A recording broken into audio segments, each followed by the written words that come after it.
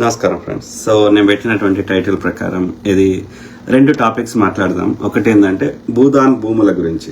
అంటే ఎంత వివాదం చేస్తున్నారంటే మొన్ననేమో అది ఆ యొక్క చిన్న పాపది అంటే ఆధారం లేకుండా ఒక ఏమంటారు చట్టాల గురించి పూర్తి అవగాహన చట్టాల గురించి జనాలకి అవగాహన చేయాల్సిన ఇవాళ మీడియా కానీ జర్నలిస్టులు కానీ ఇవాళ ప్రజలకి తప్పుడు సమాచారాన్ని చేరవేసి తమ యొక్క ఏమంటారు ప్రజల్ని ఒక భయభ్రాంతులకు గురి చేసేటువంటి కార్యక్రమం చేస్తున్నారు. అంటే జర్నలిజానికి ఉన్న బేసిక్ అర్థాన్ని చంపేస్తున్నటువంటి దుర్మార్గులు అది.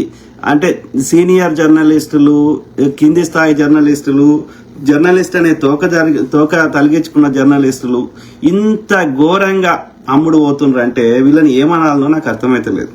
అంటే ఎంతో కొంత గౌరవాన్ని సంపాదించుకున్న లెఫ్ట్ ఐడియాలజీ ఉన్న కమ్యూనిస్ట్ ఐడియాలజీ ఉన్నటువంటి వాళ్ళు కూడా ఈ చిల్లరకి దాసోహం అవుతుంటే ఎవరిని అనాలే?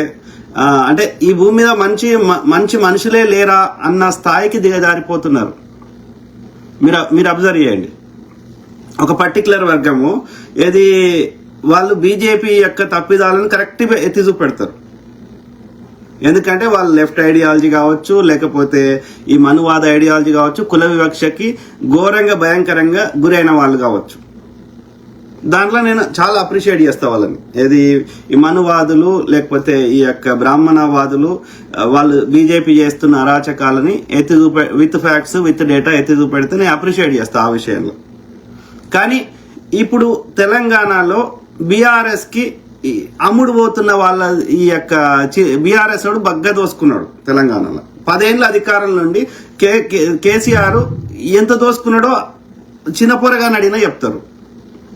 కేసీఆర్ గారు అంబేద్కర్ విగ్రహం కడితే తప్పు లేనప్పుడు కాంగ్రెస్ ప్రభుత్వము గాంధీ విగ్రహం ఒక్కడే కడతలేదు. అది మూసీ రివర్ ఫ్రంట్ అని, సాబర్మతి రివర్ ఫ్రంట్ లెక్క, న్యూయార్క్ లో ఉన్న రివర్ ఫ్రంట్ లెక్క, షికాగోలో ఉన్న రివర్ ఫ్రంట్ లెక్క అనేక అభివృద్ధి చెందిన దేశాల్లో ఉన్నటువంటి ఒక నదీ పరివాహక ప్రాంతంలో ఒక ప్రసిద్ధమైన నగరాలు, పార్కులు, ఆకాశ హార్మ్యాలు, చారిత్రక కట్టడాలు, టూరిస్ట్ అట్రాక్షన్స్ ఒక విశ్వనగరానికి చేయాల్సినటువంటి కావాల్సిన అన్ని చేసే ప్రయత్నం చేస్తుంటే అందులో 5 నుంచి 10,000 కోట్లు ప్రభుత్వం పెడితే, ప్రైవేటు పెట్టుబడిదారులు ఇంకో 30-40 వేల కోట్లు పెడితే అది ఒక విశ్వనగరంగా తయారు చేయడానికి ఒక ప్రయత్నం చేస్తుంటే దానికి జీవో రాలేదు, దానికి ఒక చట్టం చేయలేదు, లేకపోతే దానికి కావాల్సినటువంటి డిపిఆర్ లేవు, ఇంకేం లేదు. కేవలం భూమి సమీకరణ చేసే ప్రయత్నం చేస్తుంటే ఎన్ని అబద్ధాలు. గాంధీ విగ్రహానికి 10,000 కోట్లని, అరే వాడు అంత దోసుకున్నటువంటి బీజేపీడే శివాజీ విగ్రహానికి 3,000 కోట్లు 5,000 కోట్లు పెట్టిండు బొంబాయిలో సముద్రం పక్క కడితే.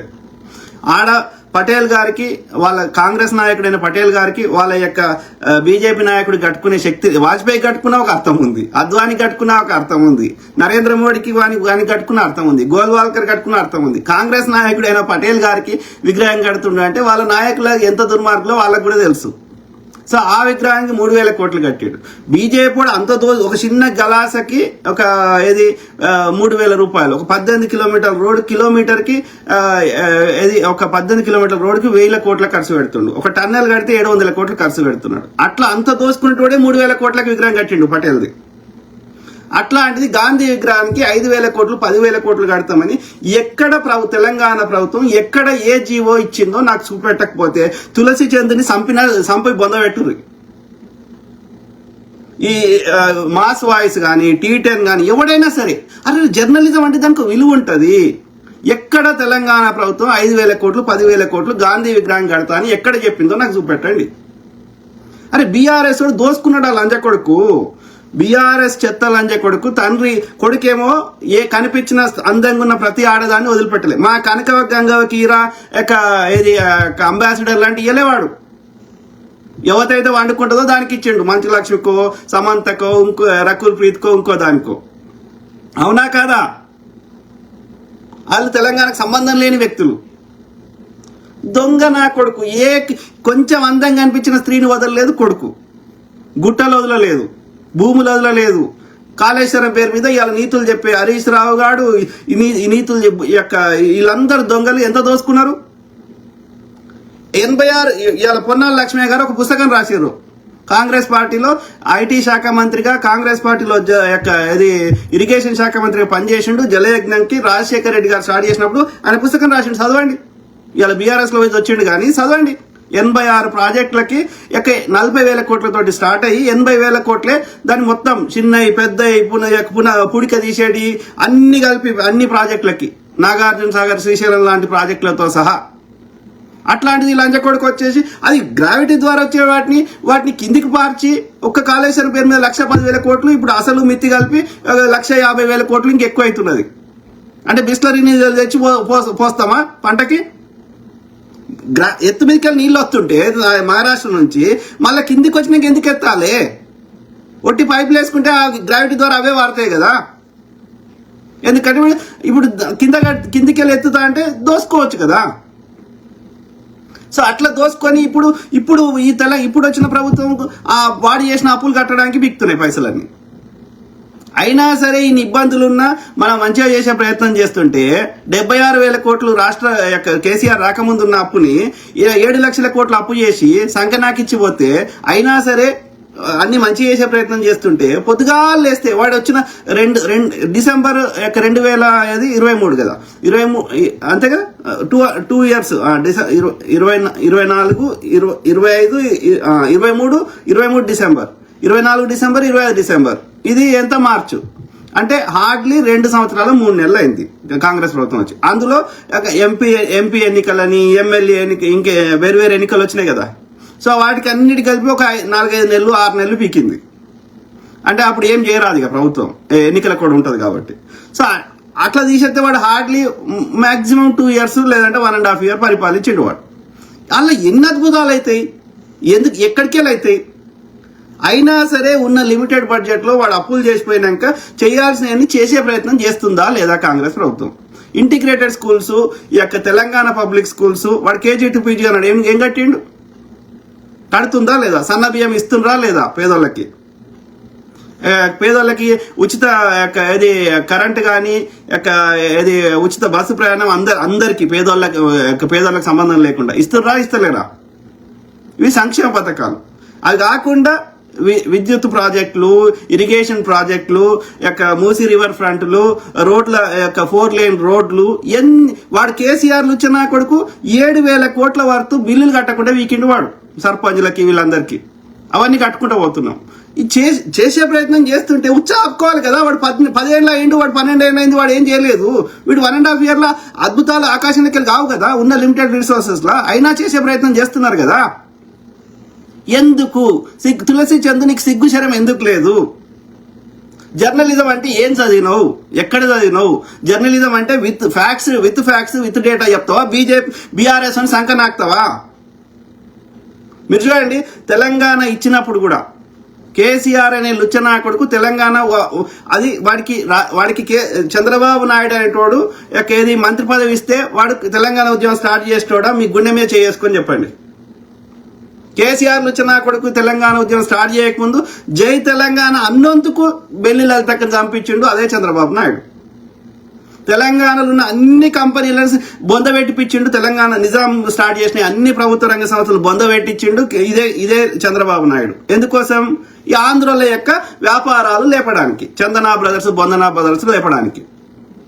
ఇట్లా తెలంగాణ కోసం ప్రొఫెసర్ జయశంకర్ సార్ గారు, కోదండరామ్ సార్ గారు, ఇంకా అనేక మంది తెలంగాణకు సంబంధించిన మేధావులు, కళాకారులు, ఉద్యోగులు అనేక మంది కొట్లాడి వీళ్ళు కంటే ముందు. వీడు ఒక రాజకీయవాది దాన్ని బుల్డోజ్ చేసి దాన్ని చక్క కొట్లాడిండా? తెలంగాణ ఉద్యమం పీక్ సమయంలో ఉన్నప్పుడు తెలంగాణ వద్దన్న రాజశేఖర రెడ్డి గారితో పొత్తు పెట్టుకున్నాడు, తెలంగాణ వద్దన్న టీడీపీతో పొత్తు పెట్టుకున్నాడు. ఓసారి ఉద్యమం చేయమంటాడు, ఓసారి వద్దంటాడు, ఓసారి వంట వార్పు చేయమంటాడు, ఓసారి వద్దంటాడు. వాడికి తాగినప్పుడు ఒక రకంగా ప్రవర్తిస్తాడు, తాగనప్పుడు ఇంకో రకంగా ప్రవర్తిస్తాడు. ఇప్పుడు వాడు ఏమనుకున్నాడు? ఈ ఇష్యూని వాడుకొని దీన్ని ఎంతకాలమైనా పొడిగించి దీన్ని ఓటు బ్యాంక్ మలుచుకుందాం అనుకున్నాడు. అనుకుంటే అది కాంగ్రెస్ ఈ సమస్యకు పరిష్కారం చూపెట్టాలని మన సోనియా గాంధీ గారు కరీంనగర్ సభలో వాగ్దానం చేసి ఆమె ఎంత కష్టం వచ్చినా ఆంధ్రప్రదేశ్లో కాంగ్రెస్ పార్టీకి భారీ నష్టం జరుగుతుందని తెలిసినా ఆమె, ఎందుకంటే 30 సీట్లు ఉండే అప్పుడు ఉమ్మడి ఆంధ్రప్రదేశ్లో కాంగ్రెస్కి, అయినా సరే ఆమె ఈ సమస్యకు పరిష్కారం చూపెట్టాలని ఇస్తే ఇట్లా ఇస్తారని వీడు కేసీఆర్ ఊహించలేదు, వాడు ఆంధ్రలో ఊహించలేదు. ఆంధ్ర ప్రజలు కానీ, ఆంధ్రాకి సంబంధించిన ఎంపీ అన్ని రాజకీయ పార్టీల ఎంపీలు కానీ, రాజకీయ నాయకులు కానీ, వ్యాపారస్తులు కానీ. సో ఇది ఇచ్చే వరకు వాళ్ళకి ఈ కేసీఆర్కి చచ్చిపోయినట్టు అయింది, వాళ్ళకి చచ్చిపోయినట్టు అయింది. ఏం చేయాలో అర్థం కాక ఇప్పుడు మీరు ఒక్క ఆంధ్రాని చూడుర్రి.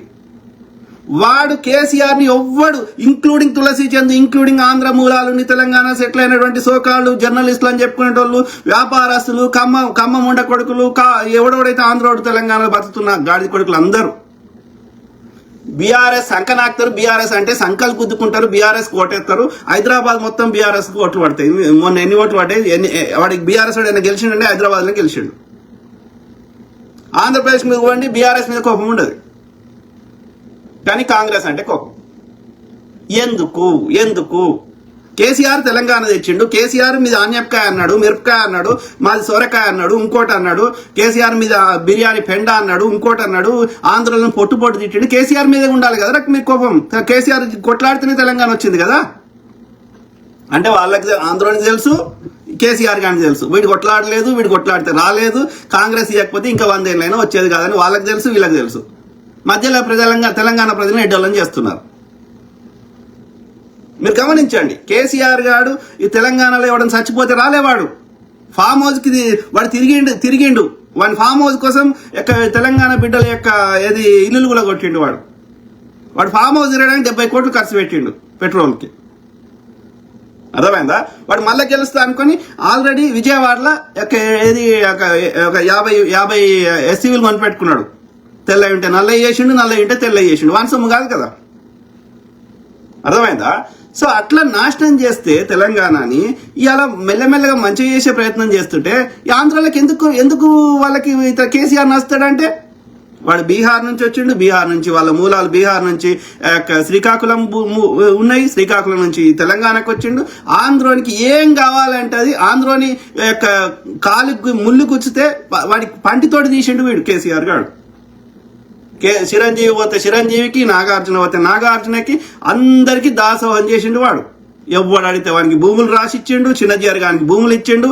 మన దగ్గర గుట్టలు అంటారు, వాడేమో కొండ అద్రి అంటాడు. వాడు సింహ అద్రి, ఇంకో అద్రి అంటాడు. ఇక్కడ యాదగిరి గుట్టను తీసుకుపోయి యాదాద్రి చేయబట్టే మా అమ్మనే లగ్గం చేసుకున్న యాదగిరి గుట్టలా.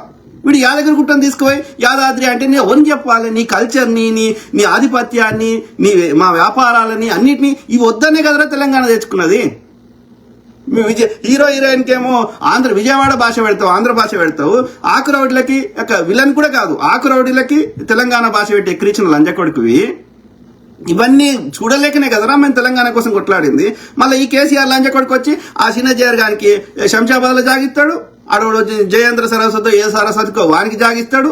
ఇక ఆంధ్రాకు చెందినటువంటి టైపిస్ట్ ముండకొడుకైన చిన్నజీఆర్ గారిని తీసుకొచ్చి సీఎం కుర్చీలో కూర్చుని పెడతాడు. వానికి సాష్టాంగ నమస్కారం చేస్తాడు.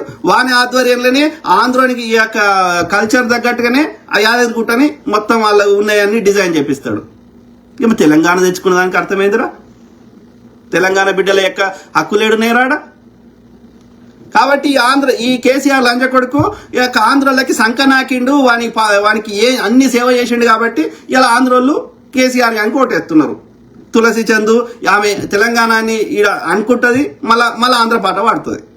బనకచెర్ల కింద వాడు భూములు గుంజుకుంటే ఈమె నొప్పి కాదు. తెలంగాణ రాడార్ కేంద్రం పడితే ఫస్ట్ ఏమైనా పోతుంది. తెలంగాణ దేశమంతా ఎన్నో ఇథనాల్ కేంద్రాలు ఉంటే ఈమెకు నొప్పి కాదు. తెలంగాణ పెడతా అంటే ఈమెకు నొప్పి అవుతుంది. కాంగ్రెస్ ఉండొద్దు తెలంగాణలో, తెలంగాణ బాగుపడొద్దు, దేశం బాగుపడొద్దు. మళ్ళీ ఈ అమ్మాయి గొప్ప జర్నలిస్ట్ అని ఈమెకు అవార్డులు ఇచ్చింది కాంగ్రెస్ వాడే, ఆ శశి థరూర్. అంటే ఎథిక్స్ బీజేపీ విషయంలో మాత్రమే వీళ్ళు నిష్పక్షపాతమైన జర్నలిజం చేస్తారు. ఇక బీఆర్ఎస్ వచ్చే వరకు సంకనాక్తారు ఆంధ్ర ముండ కొడుకులు, ఆంధ్ర మూలాలు ఉన్న అందరూ. దానికి తోడు ఈ యొక్క దళితులని నేను చాలా గౌరవం ఇస్తా. దళితుల హక్కుల కోసం నేను చాలా వాయిస్ రేజ్ చేసిన. కానీ దళితుల కొందరు ముండ కొడుకులు ఎట్లా తయారైనరు? అందరికంటే దరిద్ర మిత్రులు. ఇప్పుడు కులం అంటారు కదా. అరే ఇప్పుడు కులానికి వివక్ష పోవాలని పొద్దుగాలు వేస్తే నేను ఎత్తునోరు కొట్టుకుంటున్నా. కానీ ఇప్పుడు బీసీ ఎస్సీ ఎస్టీలలో మీరు గుండె మీద చేసుకోండి, చిల్లర కమ్ముడు పోయే గాడిద కొడుకులు ఇప్పుడు అగ్రకులాల కంటే ఎక్కువ ఉన్నారా లేదా మీరు చెప్పండి. ఇప్పుడు ఒక బహిరంగ సభ పెడితే ఒక్క షిల్లికవ ఈ యొక్క బీసీ ఎస్సీ ఎస్టీలు పైసలు ఉన్నోడు కూడా తీయాడు. ఒక మంచి పట్టించుకోడు, ఓ చెడు పట్టించుకోడు, ఓ సావుకు రాడు. కానీ నా కులం పేరు మీద నాకు ఓటేయరా అని వీడు అంటాడు. నా మంచి చెడు పట్టించుకోకపోతే నీకు ఎందుకు ఓటేస్తారా? నా కులంతో ఏం సంబంధం రా? నా మంచి చెడు పట్టించుకుంటూ నాకు కావాలి. కానీ అట్లా ఇవాళ దళితులు అని చెప్పుకుంటున్న వాళ్ళు కొంతమంది మాస్ వాయిస్ అని, T10 అని, G8 అని రకరకాల ఒక న్యూస్ యూట్యూబ్ ఛానల్ పెట్టుకున్నారు. విప్లవశ్రీ అని, ఓకే టీవీ శ్రావ్య అని, ఓడోడో ఉమ్మడి చెక్కడి జర్నలిస్ట్ శంకరు, వీళ్ళందరూ అరే లుచ్చన్నా కొడుకులారా బీఆర్ఎస్ చేసిన దోపిడీ అనిపిస్తలేదురా? తెలంగాణ బాగుపడదురా? వాడెవడో ఒకడు ఉంటాడు, ఆడెవడో ఏదో దేశంలో ఉంటాడు, వాడు గుండు ఉంటుంది డాక్టర్, వాడు బీజేపీ సంఖ్య నాకుతాడు. మళ్ళీ వాళ్ళకి ఎథిక్స్ ఉండయా, మోరల్స్ ఉండయా? మళ్ళీ వీళ్ళంతా ఎక్కువ మంది దళితులు ఉన్నారు. నాకు ఇప్పుడు రాయదాస్ అంటే వాడు దళితుడు ఉన్నాడు. వాడు ఏమంటాడు, నాది గెలవక ముందేమో కాంగ్రెస్ కి గెలవద్దని శత విధాల ప్రయత్నం చేస్తారు. నాలాంటి వాడు ముచ్చడికి వాస్తవాలు చెప్పే ప్రయత్నం చేస్తే నన్ను ఇబ్బంది పెడతారు. ఇలా గెలిచినాక మా తాతది కాంగ్రెసే, మా ముత్తాతది కాంగ్రెసే, అసలు నేనే కాంగ్రెస్ ని గెలిపించినా అని చెప్పే ముండ కొడుకులు ఇట్లా తయారయ్యారు. మళ్ళీ అనుకుంటా మళ్ళీ కాంగ్రెస్ ఎట్లా దింపాలని మళ్ళీ ప్రయత్నం చేస్తుంటారు. కొద్దిగా వేస్తే ఫేక్ వార్తలు వంటి వారుస్తారు. అరే తీర్మాన్ మల్లిగాడు వాడి ఎల్లా గెలవలే, ఒక్కసారి కూడా 3000 ఓట్లు రాలే. కాంగ్రెస్ కండ కప్పుకున్నాక వచ్చినాక మరి వాడికి నిజంగా కాంగ్రెస్ ఐడియాలజీ నచ్చకపోయినా, కాంగ్రెస్ నచ్చకపోతే కాంగ్రెస్ కండ కప్పుకొని గెలిచిన ఎమ్మెల్సీ సీట్కి ఫస్ట్ రాజీనామా అయ్యారు. లుచ్చనా కొడక ఒక సిద్ధాంతము, ఒక ఎథిక్స్. ఇవాళ బీసీ ఎస్సీ ఎస్టీలు ఈ అమ్ముడు పోయే గాడి కొడుకులు ఆ బీజేపీ పొద్దుగాలేసి చెత్త నింపుతుంటే చెత్త అబద్ధాలు చెప్తే ఒక్క బాపనోడు అన్న రోడ్డు మీదకి వచ్చి జంబికత్తి పట్టుకుంటారా? ఒక్క బాప అందన్న ఇదేమంటారు, ఒక్క బాపన స్త్రీ అయినా దేవదాసి ఎత్తాదిరా? మరి ఎందుకు సిగ్గులేదురా? వాడిచ్చే చిల్లర కోసం ఎందుకురా ఆత్మగౌరవాన్ని చంపుకొని బీసీలు జంబికత్తులు పట్టుకుని రోడ్డు మీదకి వస్తే ఆ ముండాలు ఆకుల శ్రీవాణి అది లంచముండా. ఒక్కటన్నా వాస్తవాలు చెప్పు. బంగ్లాదేశ్లోనేమో హిందువులు చచ్చిపోయారని పెద్ద లొల్లి చేస్తుంది. ఇరాన్లో పాపం ఒక దేశం యొక్క సార్వభౌమత్వాన్ని తీసే విధంగా చేస్తుంటే ప్రజలు రోడ్ల మీదకి వచ్చి ఆ సంఘీభావం తెలిపితే గా దేశంలో అయితే మనకెందుకు అంటారు ఇలా కొడుకు. మరి బంగ్లాదేశ్లో అయితే మాకెందుకురా, పాకిస్తాన్లో అయితే మాకెందుకురా? అంటే ఎథిక్స్ మేమేమంటున్నాం, ఏదున్నా శాంతి ద్వారా చర్చల ద్వారా సమస్యను పరిష్కరించుకోండి. యుద్ధం చేయడం వల్ల అన్ని దేశాలకు నష్టం జరుగుతుంది, ప్రాణ నష్టము, ఆర్థిక వ్యవస్థలు కుప్పగూలుతాయి. కాబట్టి అది అందరికీ నష్టం జరుగుతుంది. కాబట్టి చర్చల ద్వారా సమస్యను పరిష్కరించుకునే ప్రయత్నం చేయండి. ఏ దేశమైనా న్యూక్లియర్ వెపన్ ఉంటే తప్పు కాదు. ఆ న్యూక్లియర్ వెపన్ ని ఆత్మరక్షణ కోసం వాడుకుంటే తప్పు కాదు. కానీ వేరే దేశం మీద వేస్తే తప్పు. వేరే దేశం మీద వాడు ఒకటి వేసే ప్రయత్నం చేస్తుండ అనుకో, నీ దగ్గర 1000 ఉన్నాయి కదరా, వాని దగ్గర ఒకటి ఉంటే. పాకిస్తాన్ దగ్గర లేవా న్యూక్లియర్ వెపన్? పాకిస్తాన్ దగ్గర న్యూక్లియర్ వెపన్ ఉందని ఇప్పుడు మనం రోజు భయపడకుండా బతున్నామా? వాడిని యుద్ధానికి పోతున్నామా? అది లాజిక్ లేదు, మను లేదు, మశానం లేదు. సోకాళ్ళు ఆ దేశ ప్రధానులు కానీ ప్రెసిడెంట్లు కానీ వాడి మీద వ్యతిరేకత వచ్చింది దేశ ప్రజల్లో ఉన్నప్పుడు వాడు యుద్ధానికి పోతారు. ఎందుకంటే ప్రజల దృష్టి మరల్చడానికి. వాడు ఇజ్రాయెల్లో ఎన్నికలు జరపాలి ఎప్పుడో. వాడు కావాలని అత్యవసర పరిస్థితిని యుద్ధం అని క్రియేట్ చేసి వాడు ఎన్నికలు జరుపుతలేడు. ఎన్నికలు జరిపితే వాడు ఓడిపోతాడే వాడికి తెలుసు. వాడి దేశంలో రెజ్యూమ్ చేంజ్ ఆలోచించకుండా పక్క దేశం గురించి ఆలోచిస్తాడు. సో ఇట్లా దొంగలు ఉన్నారు. అయితే నేనేమంటున్నా అంటే ప్రజలకి వాస్తవాలు చెప్పడం అనేది జర్నలిజం అనేది ఒక ప్రధాన బాధ్యత. అట్లాంటిది చిల్లరికి ఎట్లా అమ్ముడుపోతారా ఈ గాడిద కొడుకులు అని నాకు బాధ అవుతుంది కదా. ఇప్పుడు వాడంటే రైతు భావజాలం ఉన్నాడు, బీజేపీ అంధభక్తులు, నేను అర్థం చేసుకుంటా. ఆ ముండ కొడుకులను మనం మార్చలేము, వాళ్ళు మూర్ఖులు కాబట్టి వాళ్ళ పొద్దుగాలు వేస్తే ఎక్స్పోజ్ చేస్తున్నాం. కానీ కమ్యూనిస్ట్ భావజాలము, లెఫ్ట్ భావజాలము, లెఫ్ట్ ఐడియాలజీ ఉన్నదని చెప్పుకునే వాళ్ళు కూడా ఇవాళ చిల్లరకి అమ్ముడు పోతే నేను కంచే చేను వేస్తే నేను కాపలా ఎవరిని ఎక్కడ ఉండాలి, దేనికి ఉండాలి?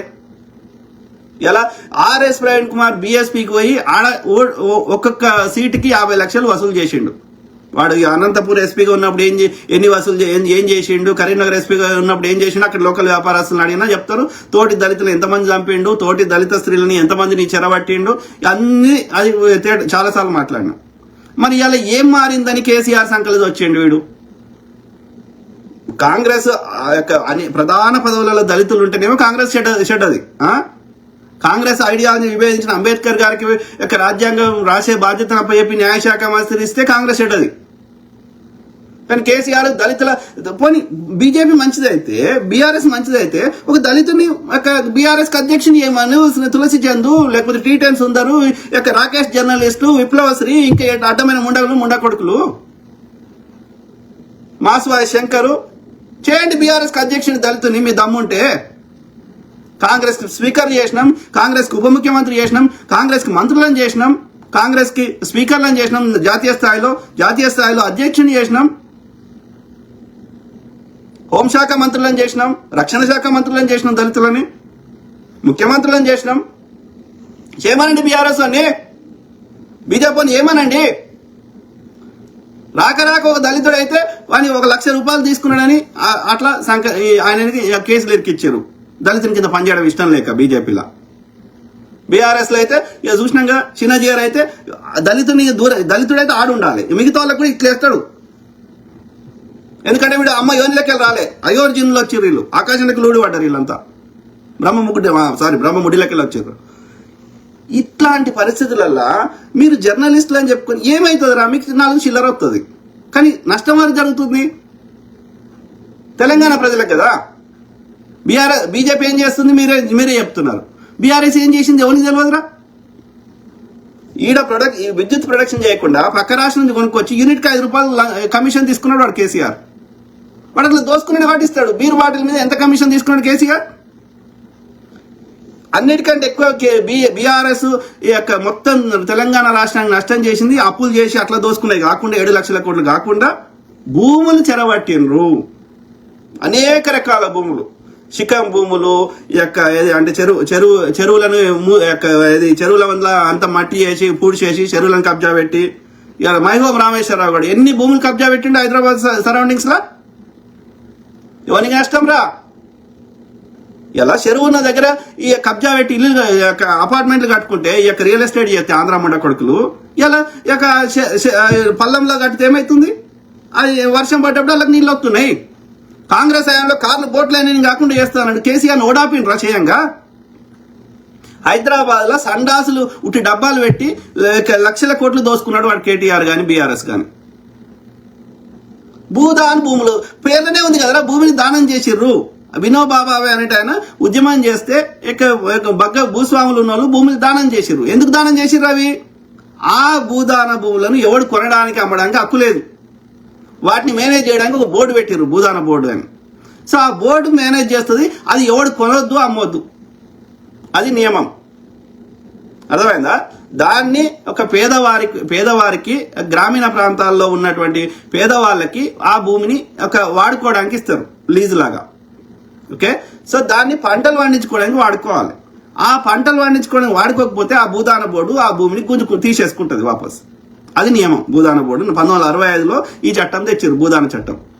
సో దాని ప్రకారం ఈ భూమిని దానం చేసినటువంటి భూమిని అది వ్యవసాయానికి వాడుకోవాలి గ్రామీణ ప్రాంతాల్లో.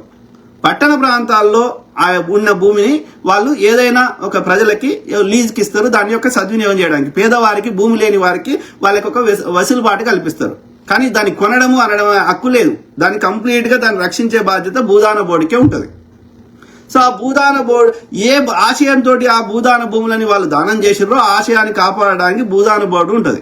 ఆ భూదాన బోర్డుకి అనిపించింది వీళ్ళు ఇచ్చిన పర్పస్ కి వాడుకుంటలేరు అనిపిస్తే ఆ భూదాన బోర్డు ఆ తహసీల్దార్కి ఆ యొక్క ఎంఆర్ఓకి చెప్తుంది. ఎంఆర్ఓ ద్వారా ప్రభుత్వం చెప్తే ప్రభుత్వము ఆ వాటిని ఎవరైనా ఏ పర్పస్ కి ఇచ్చిన మా చేయకపోతే వాళ్ళని ఖాళీ చేయిస్తుంది, కూలగొడుతుంది, అన్ని చేస్తుంది. ఇది దాని నియమ నిబంధనలు. దాన్ని కేసీఆర్ కూడా గతంలో చేసిండు. కేసీఆర్ ని నేను ఎప్పుడు ఈ యొక్క అక్రమంగా ఈ భూదాన కబ్జా పెట్టేటువంటి భూదాన భూముల విషయంలో నేను ఎక్కడ వ్యతిరేకించలే. ఇప్పుడు కూడా అదే చెప్తున్నా. ఇక్కడ వచ్చిన దరిద్రం ఏంటంటే ఈ భూదాన భూములని అడ్డమైన ముండా కొడుకులు ఆ యొక్క దళారులు అవి ఫేక్ డాక్యుమెంట్లు క్రియేట్ చేసి అవి అమ్మితే ఈ ఎడ్డి జనాలు అది డాక్యుమెంట్ వెరిఫికేషన్ చేయకుండా ఆ యొక్క సెంట్రల్ యొక్క డేటాబేస్ ద్వారా వెరిఫికేషన్ చేయకుండా ఏం చేసుకోకుండా వాడు ఓడో యొక్క దళారి వానికి వచ్చే కమిషన్ కోసం వాడు 5 లక్షలు 3 లక్షలు 10 లక్షలు తీసుకుని వాళ్ళే చెప్తారు కదా ఇంత మోసపోయినా అంత మోసపోయినా. ఆ పైసలకు ఆశపడి వీళ్ళు ఫేక్ డాక్యుమెంట్ క్రియేట్ చేసి వీళ్ళకి అమ్మితే వీళ్ళు ఎడ్డి జనాలు కొనుక్కుంటారు. ఇక కొనుక్కున్నాక ఇల్లు కట్టుకున్నాక వానికి కరెంటు పర్మిషన్ అన్ని పర్మిషన్లు ఇవ్వాల్సి వస్తుంది. ఎందుకంటే అది హ్యుమానిటీ కాబట్టి టెంపరీగా. కానీ దట్ డస్ నాట్ మీన్ ఆ భూమిని వాళ్ళకి వాడు దళారు అమ్మిండు కాబట్టి మీకు ఇచ్చేస్తామంటే ఇయ్యం కదా అట్లా. కాబట్టి తీసుకుంటాం. కాకపోతే ఇక్కడ వచ్చిన ఒక చిన్న డిస్క్రిపెన్సీ ఏంటంటే ఆ అధికారి ఆడు బీఆర్ఎస్ వాడు అని చెప్తున్నారు కలెక్టర్. ఓకే, సో వాడు నోటిఫికేషన్ ఇవ్వకుండా వాళ్ళకి ఖాళీ చేసే టైం ఇవ్వకుండా లేకపోతే పునరావాసం కల్పించకుండా తొందరపడి కూల్చిండు. కానీ వాళ్ళకి ఎనఫ్ టైం ఇచ్చి ఒక 30 రోజులు 15 రోజులు టైం ఇచ్చి వాళ్ళకి వేరే దగ్గర పునరావాసం కల్పించినాక పేదవాళ్ళు కాబట్టి ధనవంతులకైతే అవసరం లేదు. హైడ్రా కూలుస్తుంది అంత ఎక్కువ ధనవంతులే కాబట్టి వాళ్ళకి అవసరం లేదు. వాడి ఇమీడియట్ గా కూల్చినా వాడు ఎన్నో పోతాడు ఏవో చేసుకుంటాడు, వాళ్ళ దగ్గర అన్ని పైసలు ఉన్నాయి, కబ్జా పెట్టేటోడు ఇల్లు. కానీ ఇక్కడ పేదవాళ్ళని అడ్డం పెట్టి ఆడుకుంటారు దళారులు. వాళ్ళకి ఏం నష్టం జరుగుతుంది, వాని కమిషన్ వానికి వచ్చింది. కానీ నష్టపోతుంది ఈ పేదవాళ్ళు కాబట్టి ఒక మానవీయ కోణంతో వాళ్ళకు తెలియకుండా ఆ ట్రాప్ లో పడ్డారు కాబట్టి వాళ్ళకు వేరే దగ్గర పునరావాసం ఒక ముందస్తు నోటీస్ ఇచ్చి ఒక 15 రోజులు 8 రోజులు ఇచ్చి వాళ్ళకి వేరే దగ్గర పునరావాసం కల్పించి ఒక మానవతా కోణంతో వాళ్ళు అప్పుడు కూల్చడం అది కరెక్ట్ పద్ధతి. కానీ ఆ యొక్క ఖమ్మం చెందిన కలెక్టర్ అమ్ముడ కొడుకు బీఆర్ఎస్ వాడు అంట కావాలని కాంగ్రెస్ చెడ్డ పేరు తేవడానికి వాడు ఇట్లా చేసిండు. అయినా సరే ముఖ్యమంత్రి గారు, సంబంధిత మంత్రులు, రెవెన్యూ శాఖ మంత్రి గారు, ఇంకా తుమ్మల నాగేశ్వరరావు గారు, లేకపోతే పొంగులేటి శ్రీనివాసరెడ్డి గారు అది మాది కాంగ్రెస్ ప్రభుత్వం పేదవాళ్ళ ప్రభుత్వం అని మీకు వేరే దగ్గర మార్చి 15 లోపల వేరే దగ్గర పునరావాసం కల్పిస్తాము సో అని చెప్పి వాళ్ళు భరోసా ఇవ్వడం జరిగింది. ఆ విధంగా చేసే ప్రయత్నం చేస్తున్నారు. సో దీన్ని ఈ యొక్క చట్టం గురించి అవగాహన నేర్పరు. నేనేం జర్నలిజం చేయలే, నేను ఒక అమెరికాలో మాస్టర్ చేసిన, ఇండియాలో ఇంజనీరింగ్ చేసిన, నాకున్నటువంటి అనుభవము, నాకున్నటువంటి ఈ చదువుకున్న తెలివిని స్వార్థ ప్రయోజనాలకు వాడకుండా దాన్ని చిల్లరకు అమ్ముడు పోకుండా ఎవరు ఎంత ఇబ్బంది పెట్టినా ప్రజలకు వాస్తవాలు చెప్పే ప్రయత్నం చేస్తున్నా. అంటే నేను జర్నలిజం చేయనున్నే ఇంత చేయగలిగితే నువ్వు జర్నలిజం కోర్సు చదివి జర్నలిజం ఎంతో అంత అవగాహన ఉన్న వ్యక్తి ఎంత ప్రజలకు వాస్తవాలు చెప్పాలి. కానీ వీళ్ళందరూ బీఆర్ఎస్ కుమ్మక్కై ఈ లెఫ్ట్ భావజాలం అంటున్న ముండ కొడుకులు ఇలా తెలంగాణ ప్రజలు ద్రోహం చేస్తా అంటే తెలంగాణ అల్లకల్లోలు నేర్పుతా అంటే మళ్ళీ బీఆర్ఎస్ వచ్చినట్టు చేస్తే ఏం పాడైందిరా? 10 ఏళ్ళు ఏం వచ్చింది కదే వస్తుంది. 1వ తారీఖు జీతాలు రావు, పేపర్ లీక్లు అవుతాయి, ఒక ఉద్యోగ ఖాళీలు భర్తీ కావు. మనదాకా అదే వాడు వద్దనే కదా పక్క పెడితే కదా. మళ్ళీ ఎందుకు మీకు సిగ్గుచరం లేదు? తులసి చందు, టీ10 సుందర్ సిగ్గు లేదు, రాకేష్ జర్నల్ సిగ్గు లేదు, విప్లవశ్రీ సిగ్గు లేదు. వాళ్ళ కంటెంట్ నేను షేర్ చేస్తా అంటే బీజేపీ మీద కరెక్ట్ చెప్తారు వాళ్ళు. బీఆర్ఎస్ వచ్చేవారి సంఖ్య నాకుతున్నారు. ఇలా మహువా మీడియా ఆమె కవిత ఇంటర్వ్యూ చేయబట్టే. కవిత ఏం సక్కం పని చేసిందమ్మా? దానికి మెగా కన్స్ట్రక్షన్ వాడు 60 కోట్ల వర్త్ అపార్ట్మెంట్ అక్కడ గిఫ్ట్ ఇచ్చిండు దుబాయ్లో, బుర్జ్ ఖలీఫాలో. ఎవరికి? షారుఖ్ ఖాన్ గానికి అట్లాంటి వాళ్ళకు ఉంటాయి ఆడ. దీనికి ఎందుకు ఇస్తారా 60 కోట్లు? నాకు ఇవ్వమని, నీకు ఇవ్వమని, మా కనుకోకి ఇవ్వమని, మా గంగాకి ఇవ్వమని 60 కోట్ల వరకు. ఎందుకంటే కాళేశ్వరంలో వాడు 1000 కోట్లు దోసుకున్నాడు కదా. ఈ ముండకి దాని ఇల్లు పోయి చూడండి, జూబ్లీహిల్స్, బంజారాహిల్స్, ప్రతి ఒక్క వస్తువు దాని ఇంట్లో ఇంపోర్టెడే ఉంటుంది. నాకు తెలిసిన వాళ్ళు ఎన్ఆర్ఐల దగ్గర వానికి 10 కోట్ల వరకు జాగాని హైదరాబాద్లో అప్పట్లోనే వాడు 2 కోట్లు ఇస్తే లేకపోతే సంపేత్తా అని చెప్పింది. 10 కోట్ల వరకు 2 కోట్లు ఇచ్చేసి గుంజుకున్నది. దాని కరీంనగర్లో ఒక ఇల్లు, నిజామాబాద్లో ఒక ఇల్లు, యాదగిరిగుట్ట కాడ 3000 ఎకరాలు. ఇలా నీతిలో చెప్తా ఉంటే ఎందుకంటే దాన్ని హరీష్ రావు గారు దాన్ని ఇది ఉంటే ఈ నాకు ఇది కేటీఆర్కి హరీష్ రావుకి బీఆర్ఎస్లో దాని వాళ్ళ ఇంపార్టెన్స్ పోతుందని ఆయనతో ఏదో కారణం చెప్పి మామకి ఎలగొట్టారు, పార్టీలకి ఎలగొట్టిపించారు. అప్పటి నుంచి పగ పెట్టుకొని వాళ్ళు బీఆర్ఎస్ లో ఉన్న కొన్ని వాళ్ళు దోసుకున్న దోపిడిని బయట పెడుతున్నది. కానీ ఈమె సొక్కంపూస్తుంది కాదు కదా. ఇవాళ నేను ముఖ్యమంత్రి అవుతా అంటే మహువా మీడియామే చెప్తున్నది. ఈ మహువా మీడియామే నాకు తెలిసి వీళ్ళందరూ తులసి చందు, ఈ మహువా మీడియా ఇట్లాంటి వాళ్ళందరికీ ఆంధ్ర మూలాలు ఉన్నాయి. వీళ్ళకి ఈడ తెలంగాణ ఉంటారు, తెలంగాణ తింటారు, తెలంగాణ వంటారు, కానీ ఆంధ్ర పాట పాడతారు, బీఆర్ఎస్ పాట పాడతారు ఈడ. ఎందుకంటే బీఆర్ఎస్ కూడా ఆంధ్రలకి దోషి పెడుతున్నాడు తెలంగాణ సొమ్మంతా. కాంగ్రెస్ తెలంగాణ ఇచ్చినా వీళ్ళకి నచ్చది, కాంగ్రెస్ తెలంగాణలో ఏమైనా కడతా అన్న నచ్చది, కాంగ్రెస్ తెలంగాణలో మూసి వాడు సాబర్మతి రివర్ ఫ్రంట్ కనుక్కుంటే నొప్పి కానప్పుడు 80,000 కోట్లు పెట్టి ఇక్కడ 10,000 కోట్లలో మేము మంచిగా కడతామండి, మీకెందుకు నొప్పి అవుతుందిరా? పొద్దుగాలేసి ఎందుకు చెప్పాలరా ఫేకులు? తెలంగాణ ప్రజలు చూస్తలేరు. ఎమ్మెల్యే ఎన్నికలలో ఎట్లా ఓటేసిర్రు, సర్పంచ్ ఎన్నికలలో ఎట్లా ఓటేసిర్రు, 50% కంటే ఎక్కువ కాంగ్రెస్కి వచ్చినాయి. పట్టణ ప్రాంతాల్లో ఇంతో అంతో చదువుకున్న వాళ్ళు ఇంతో అంతో ఈ మతం పిచ్చి లేపే ప్రయత్నం చేస్తుంటే అక్కడ కూడా 50% కంటే పైకి తెలంగాణ కాంగ్రెస్ కోటేసారు. కానీ చెప్తలేవురా. బీజేపీకి 12,400 గ్రామాలు ఉంటే, గ్రామ పంచాయతీలు ఉంటే 500 గ్రామ పంచాయతీలలో వచ్చిండాడు. బీఆర్ఎస్ వాడు 20% 30% వచ్చిండు. అంటే సర్పంచ్ ఎన్నికల్లో 60-70% దాకా కాంగ్రెస్కే వచ్చినాయి. ఈ యొక్క ఏది గ్రామీణ ప్రాంతాల్లో బీఆర్ఎస్ ఉండాలి ఐడియాలు చెప్పాలంటే. అంటే ఆ గ్రామ ప్రాంతాల్లో ఉన్న ప్రజలకు కానీ ఈవెన్ పట్టణ ప్రాంతాల్లో 50% పైన కాంగ్రెస్కే చేసారు ప్రజలు. మరి ఆ ప్రజలకున్న బుద్ధి మీకెందుకు లేదురా ఎటిమండ కొడుకులారా? పాషం యాదగిరి పొద్దుగా లేస్తే ఇక తోక పార్టీలన్నీ జరిగినాయి. ఎట్లా నువ్వు 4 ఓట్లు గెలిచాలని ప్రతి ఒక్కడు నేను కొత్త పార్టీ పెట్టుకొని కథలు పడుతున్నాడు. ఈ మల్లిగాడు ఇంకెవడోడో ఇక పేర్లు చెప్తే వానికి నేను హైలైట్ చేసినాను. అయితే వాడి 1% 2% ఓట్లు చీల్స్తే ఇక చీల్చి నాకు వాడు ఎవడో బీఆర్ఎస్ వాడు బీజేపీ వాడు చిల్లర ఇస్తే వాళ్ళ చిల్లర తీసుకొని ఇట్లా చేస్తున్నారు. జర్నలిస్టులు అదే చేస్తున్నారు. వీడు రఘు జర్నలిస్ట్ వాడు చేసేది ఏంది? ఆర్టీఐ వేయాలి. ఈ బక్క జడ్సన్ వీళ్ళంతా ఆర్టీఐ వేయాలి. వాళ్ళ దోస్తులంతా ఆర్టీఐలు ఉన్నారు. ఈ జడ్సన్ వాళ్ళ దోస్తు ఆర్టీఐలు ఉన్నాడు, ఒక నాయక్ లంబడాయన. సో ఆయన ద్వారా ఆర్టీఐ వేయాలి. ఎక్కడ ఏమున్నాయో తెలుసుకోవాలి. వాడిని బ్లాక్మెయిల్ చేయాలి, 4 పైసలు దోసుకోవాలి. అది కాకుండా కాంగ్రెస్ చెడ్డ పేరు చేస్తే బీఆర్ఎస్ కూడా బీజేపీ కూడా ఇలా చిల్లర ఇస్తాడు. అందరు దొంగలే. ఇలా బీసీ నాయకుడు అని చెప్పుకునే ఆర్ కృష్ణ ఎడదచ్చిండు. మందకృష్ణ గారు ఊరికి దూరం పెట్టి డబ్బు కొట్టుకోమన్న మందకృష్ణ గారు ఎడదచ్చిండు. ఎందుకు సంఖ్య నాకుతున్నారు బీజేపీకి? ఎందుకంటే వాడు చిల్లర ఇస్తాడు, 14 అవార్డులు ఇస్తాడు. నీ స్వార్థమే తప్ప ప్రజల జాతికి ద్రోహం చేయడం నేను చూస్తూ ఊరుకోవాలనా? ప్రశ్నించడం మందకృష్ణ గారు బీజేపీని. బీఆర్ఎస్ అంటే ఇప్పుడు అధికారం లేదు. వీళ్ళు ఎందుకు బీఆర్ఎస్ అంక నాకుతున్నారు అంటే బీఆర్ఎస్ దోసుకున్న సొమ్ము ఉంది కాబట్టి ఆ దోసుకున్న సొమ్ము వీళ్ళకి చిల్లర ఇస్తున్నాడు. మనకు కనిపిస్తుంది వీళ్ళు జర్నలిజం చేస్తున్నారని, కానీ వీళ్ళు దందా చేస్తున్నారు. వీళ్ళు వాళ్ళ వ్యూస్ ద్వారా వచ్చే పైసలు తక్కువనే, కానీ ఈ బ్లాక్ మెయిల్ ద్వారా ఎక్కువ సంపాదిస్తున్నారు. కేఏ పాల్ దగ్గరనే రఘు జర్నలిస్ట్ 30 లక్షలు తీసుకున్నాడు. ఒక కేఏ పాల్ దేనికి పనికి రానివాడి దగ్గరనే అంత తీసుకుంటే, ఆ పార్టీ లేదు వానికి ఏం లేదు వాడిని ఎవడు దేకుతలేడు అన్న దగ్గరనే ఇక బీఆర్ఎస్ దగ్గర ఇంకో దగ్గర ఎంత తీసుకుంటారో మీరు ఒక్కసారి ఆలోచించండి. సో జర్నలిజం నడతలేదు, దంద నడుస్తుంది జర్నలిజం పేరు మీద. ఇది మీరు గమనించమని ప్రాధాయపడుతున్నాయి సోషల్ మీడియా ఇన్ఫ్లుయెన్సర్లు. ఇది చిల్లర సంపాదించుకోవడానికి ఎగబడ్డారు. లేదంటే ఆర్టీఐలు వేయాలి. ఎవడు ఎక్కడ కబ్జా పెట్టిండు, ఎవడు ఎక్కడ అడ్డదారులు ఏమైనా సంపాదిస్తే దాంట్లోకి వెళ్ళి వాడు 10 కోట్లు జమ చేస్తే వానికి దాని దగ్గర ఎంతో కొంత బ్లాక్ మెయిల్, నేను బయట పెడతా ఇది చేస్తా అని బ్లాక్ మెయిల్ చేసి సంపాదించుకోవాలి. మల్లిగాడు అట్లనే 200 కోట్లు సంపాదించింది, బ్లాక్ మెయిల్ చేసి సంపాదించిండు. రఘు జర్నలిస్ట్ వాడు 10 కోట్లు 20 కోట్లు సంపాదించి గట్లనే సంపాదించిండు.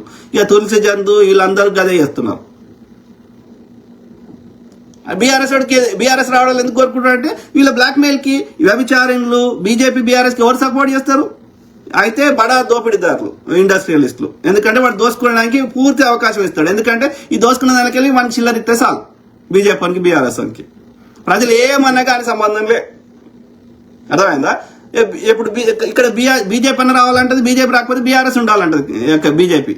ఎందుకంటే ఇక్కడ కాంగ్రెస్ ఉందనుకో వానికి మూటలు రావు కదా ఢిల్లీకి, అమిత్ షాకి మూటలు పోవు కదా. సో బీజేపీ ఇప్పుడు ఒక సింపుల్ ఎగ్జాంపుల్ చెప్తాం మీకు అర్థం కావడానికి. ఇప్పుడు సిబిఐ ఈడీ దాడులు చేశారు కదా బీజేపీ ఇన్ని దేశం అంతా. అందులో 100 మంది మీద సిబిఐ దాడులు చేస్తే 1-2 కూడా శిక్ష వల్లే, 1-2 కూడా. మరి ఐటీ దాడులు చేస్తావు ఇంత చూపెడతారు కదా, ఐటీ దాడులు చేశారు, సిబిఐ దాడులు చేశారు, ఈడీ దాడులు చేశారు. నీకే దగ్గర ఏ ఆధారం లేకపోతే దాడి చేయవు కదా. అంటే వాడు నేరం చేసిన నీకు దగ్గర ఆధారం ఉంటేనే చేస్తావు కదా. మరి 100 మంది చేసినప్పుడు అట్లీస్ట్ ఒక 30 మంది 40 మంది కన్నా శిక్షలు పడాలి కదా. 1-2 కూడా శిక్షలు వాళ్ళే అంటే అర్థమైంది. 98% మందికి శిక్షలు వాళ్ళేదంటే వాళ్ళతో నువ్వు డీల్ చేసుకున్నావు. నీ బాధ అంత ఏంది? దాడులు ఎందుకు చేసినావు? వాడు దోసుకునే దానికి నీకు వాటా కోసం దాడులు చేసినావు, అంటే ఆప్తా వసూలు చేసినావు, గంతే చేసినావు. వాడు ఏది ఎలక్టోరల్ బాండ్స్ అని అదే పరిస్థితి, ఆప్తా వసూలు చేసినావు. ఇది చేస్తుంది. వాడికి దోచుకున్నందుకు బాధ లేదు. వానికి దోచుకున్న దానికెళ్ళి మనకి వాటా ఇచ్చినంతసేపు ఏం లొల్లి లేదు. బీజేపీ అయినా అదే పరిస్థితి, బీఆర్ఎస్ అయినా పరిస్థితి. కాబట్టి ఈ చిల్లర వసూలు చేసుకునే వాళ్ళు, ఈ ఇండస్ట్రియలిస్టులు, దోపిడీదారులు, బడా వ్యాపారస్తులు, వ్యభిచారులు, వీళ్ళందరికీ వ్యభిచారం చేసుకోవచ్చని డీక్రిమినలైజ్ చేసిండు. ఇలా వ్యభిచారం చేస్తే శిక్షలు లేవు. బీజేపీ వచ్చినాక. ఎందుకంటే ఆ వ్యభిచారణ దగ్గర వండుకునేదే బీజేపీ నాయకులు.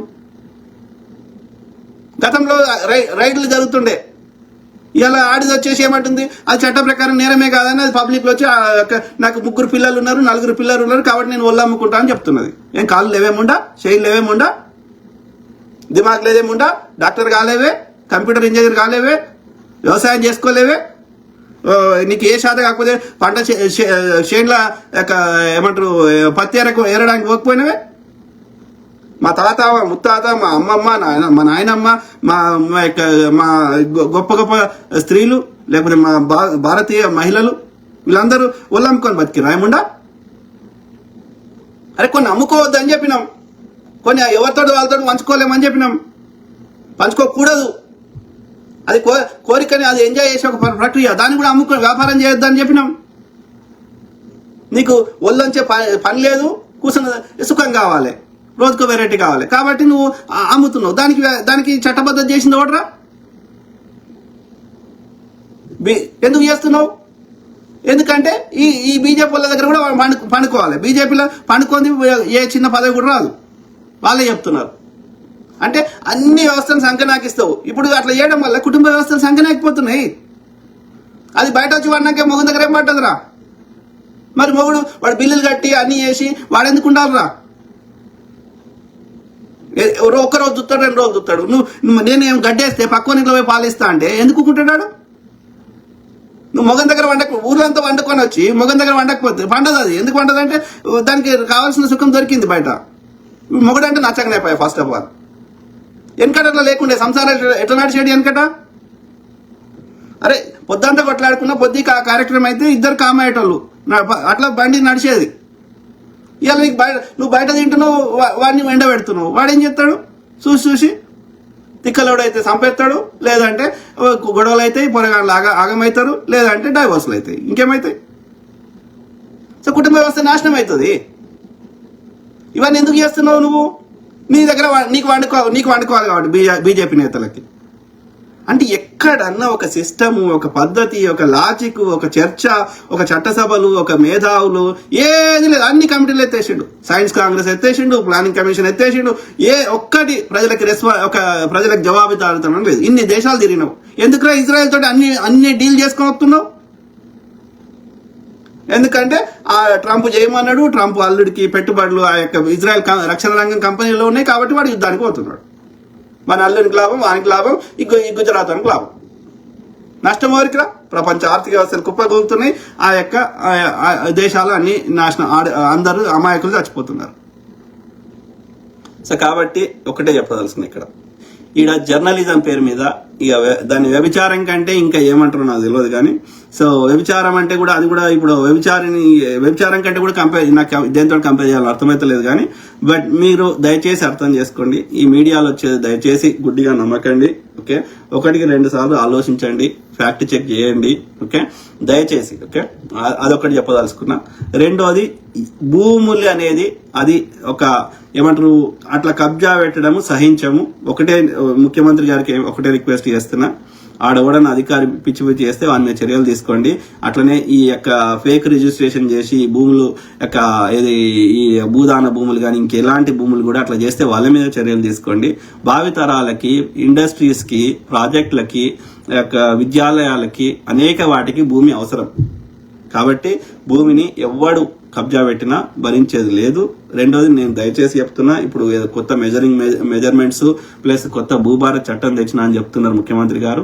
సో బీఆర్ఎస్ హయాంలో జరిగినటువంటి రిజిస్ట్రేషన్స్ లో ఏవైతే భూమి కబ్జాకి చెందినటువంటి కబ్జా రిలేటెడ్ ఏవైతే ఉన్నాయో, ఎస్పెషల్లీ ప్రభుత్వ భూములు మెయిన్ గా ఏం చేశారంటే వాళ్ళు ప్రభుత్వ భూములు ఒకటి అసైన్మెంట్స్ ల్యాండ్ ని అమ్ముకోవద్దు, దానికి ఫేక్ డాక్యుమెంట్ క్రియేట్ చేశారు. రెండోది, ఆ అసైన్మెంట్ ల్యాండ్స్ ని అనుభవదారుడు కాలం తీసేసి ఒరిజినల్ ఓనర్ ఎంత రెడీ చేశారు. వాళ్ళకి ఆ పడావ పడిన భూములకి 600 ఎకరాలకు కూడా వాడు రైతు బంధు ఇచ్చిండు, పేదోళ్ళ ట్యాక్సులు తీసుకే వాళ్ళకి ఇచ్చిండు. సో అట్లా మొత్తం వ్యవస్థ నాశనం చేసిండు. కాబట్టి బీఆర్ఎస్ హయాంలో జరిగిన భూ రిజిస్ట్రేషన్ అన్నిటినీ రీవిజిట్ చేయండి. అందులో ఏవైతే దోపిడీకి సంబంధించినాయో, కబ్జాకి సంబంధించినాయో వాటిని అన్నిటినీ రివర్స్ చేయమని నేను ప్రాధాయపడుతున్నా. వాటిని అన్నిటిని ప్రభుత్వం తీసుకోవాలని రిక్వెస్ట్ చేస్తున్నా. ఈ మైహోమోడు ఎంత తీసుకున్నాడో అంత భూమి మార్కెట్ వాడి రూపాయికి 2 రూపాయలకి ఇచ్చిండా, ఫ్రీగా ఇచ్చిండా, కబ్జా పెట్టిండా. ఆ మైహోమోని అన్ని ఇప్పుడున్న మార్కెట్ రేటు ఎకరానికి 100 కోట్లు ఇంకెక్కువ ఉంది హైదరాబాద్ లో. సో అవన్నీ పైసలు 100 రూపాయలు వసూలు చేయరు. లేకపోతే అన్ని వాడు కట్టిన అపార్ట్మెంట్లు అన్ని కూడా కొడతామని చెప్పండి. సో లేకపోతే రేవంత్ రెడ్డి గారు దయచేసి చెప్తున్నా, నువ్వు వాడు గొడవ పెట్టిండు, ఈ తులసి చంద్ ఏదో చెప్పింది, ఇంకోరెవరో చెప్పిండ్రు, ఈయన మీడియాలంతా ప్రచారం చేస్తున్నారని భయపడ్డావా? తెలంగాణకు చెందిన భావితరాలు నేను క్షమించాడు. నీకు రాకరాక ఆపర్చునిటీ వచ్చింది, దాన్ని సద్వినియోగం చేసుకో. ఏది కరెక్టో తెలంగాణ ప్రజలకి ఇంత లాంగ్ టర్మ్ శాశ్వతంగా అది చేయి. ఓకే, ఎవరు మీడియాలో ప్రచారం చేస్తే దాన్ని తిప్పికొట్టడానికి కావాల్సినటువంటి సోషల్ మీడియాలో వాస్తవాలు తెలిపే వాళ్ళని హైర్ చేసుకో. వీళ్ళు ఏమేమి తప్పు చెప్తారు దాన్ని ప్రజలకు వాస్తవాలు చెప్పడానికి, ప్రజలకు తెలియజెప్పడానికి నువ్వు ఇంకా ఒక ఏది మంచి జర్నలిస్టులో ఉన్న టీంని తయారు చేసుకో. ఓకే,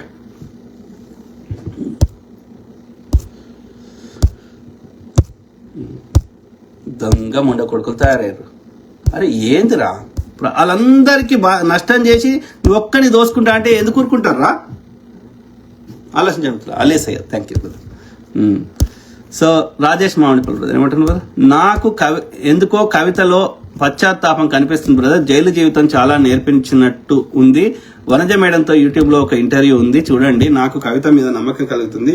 ఇప్పుడు తన జైలు అనుభవాలు పేదవాళ్లతో మాట్లాడి పేదరికం గురించి బాగా చెప్పింది. అందరు చెప్తారు, ప్రతిపక్షంలో ఉన్నాడు అందరు చెప్తారు. అధికారం వచ్చినాక అది ఎంతమంది నిలుపుకుంటారు అనేది మనం ఆలోచించాలి. ఓకే, అర్థమైందా?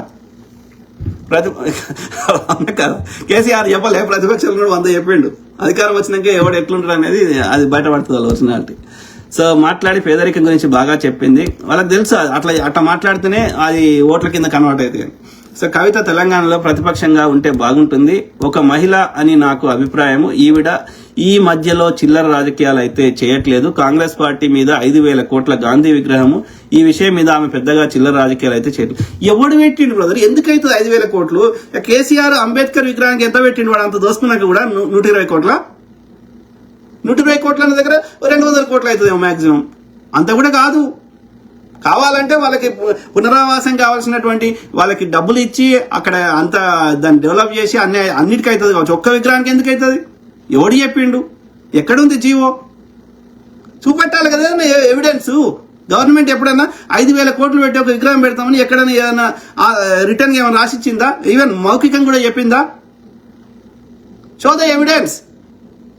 ఎలాంటి నిరాధారంగా ఒక ఫాల్స్ అక్యూజేషన్ చేస్తా, ఒక దుష్ప్రచారం చేస్తా అంటే దాన్ని జర్నలిజం అంటారా?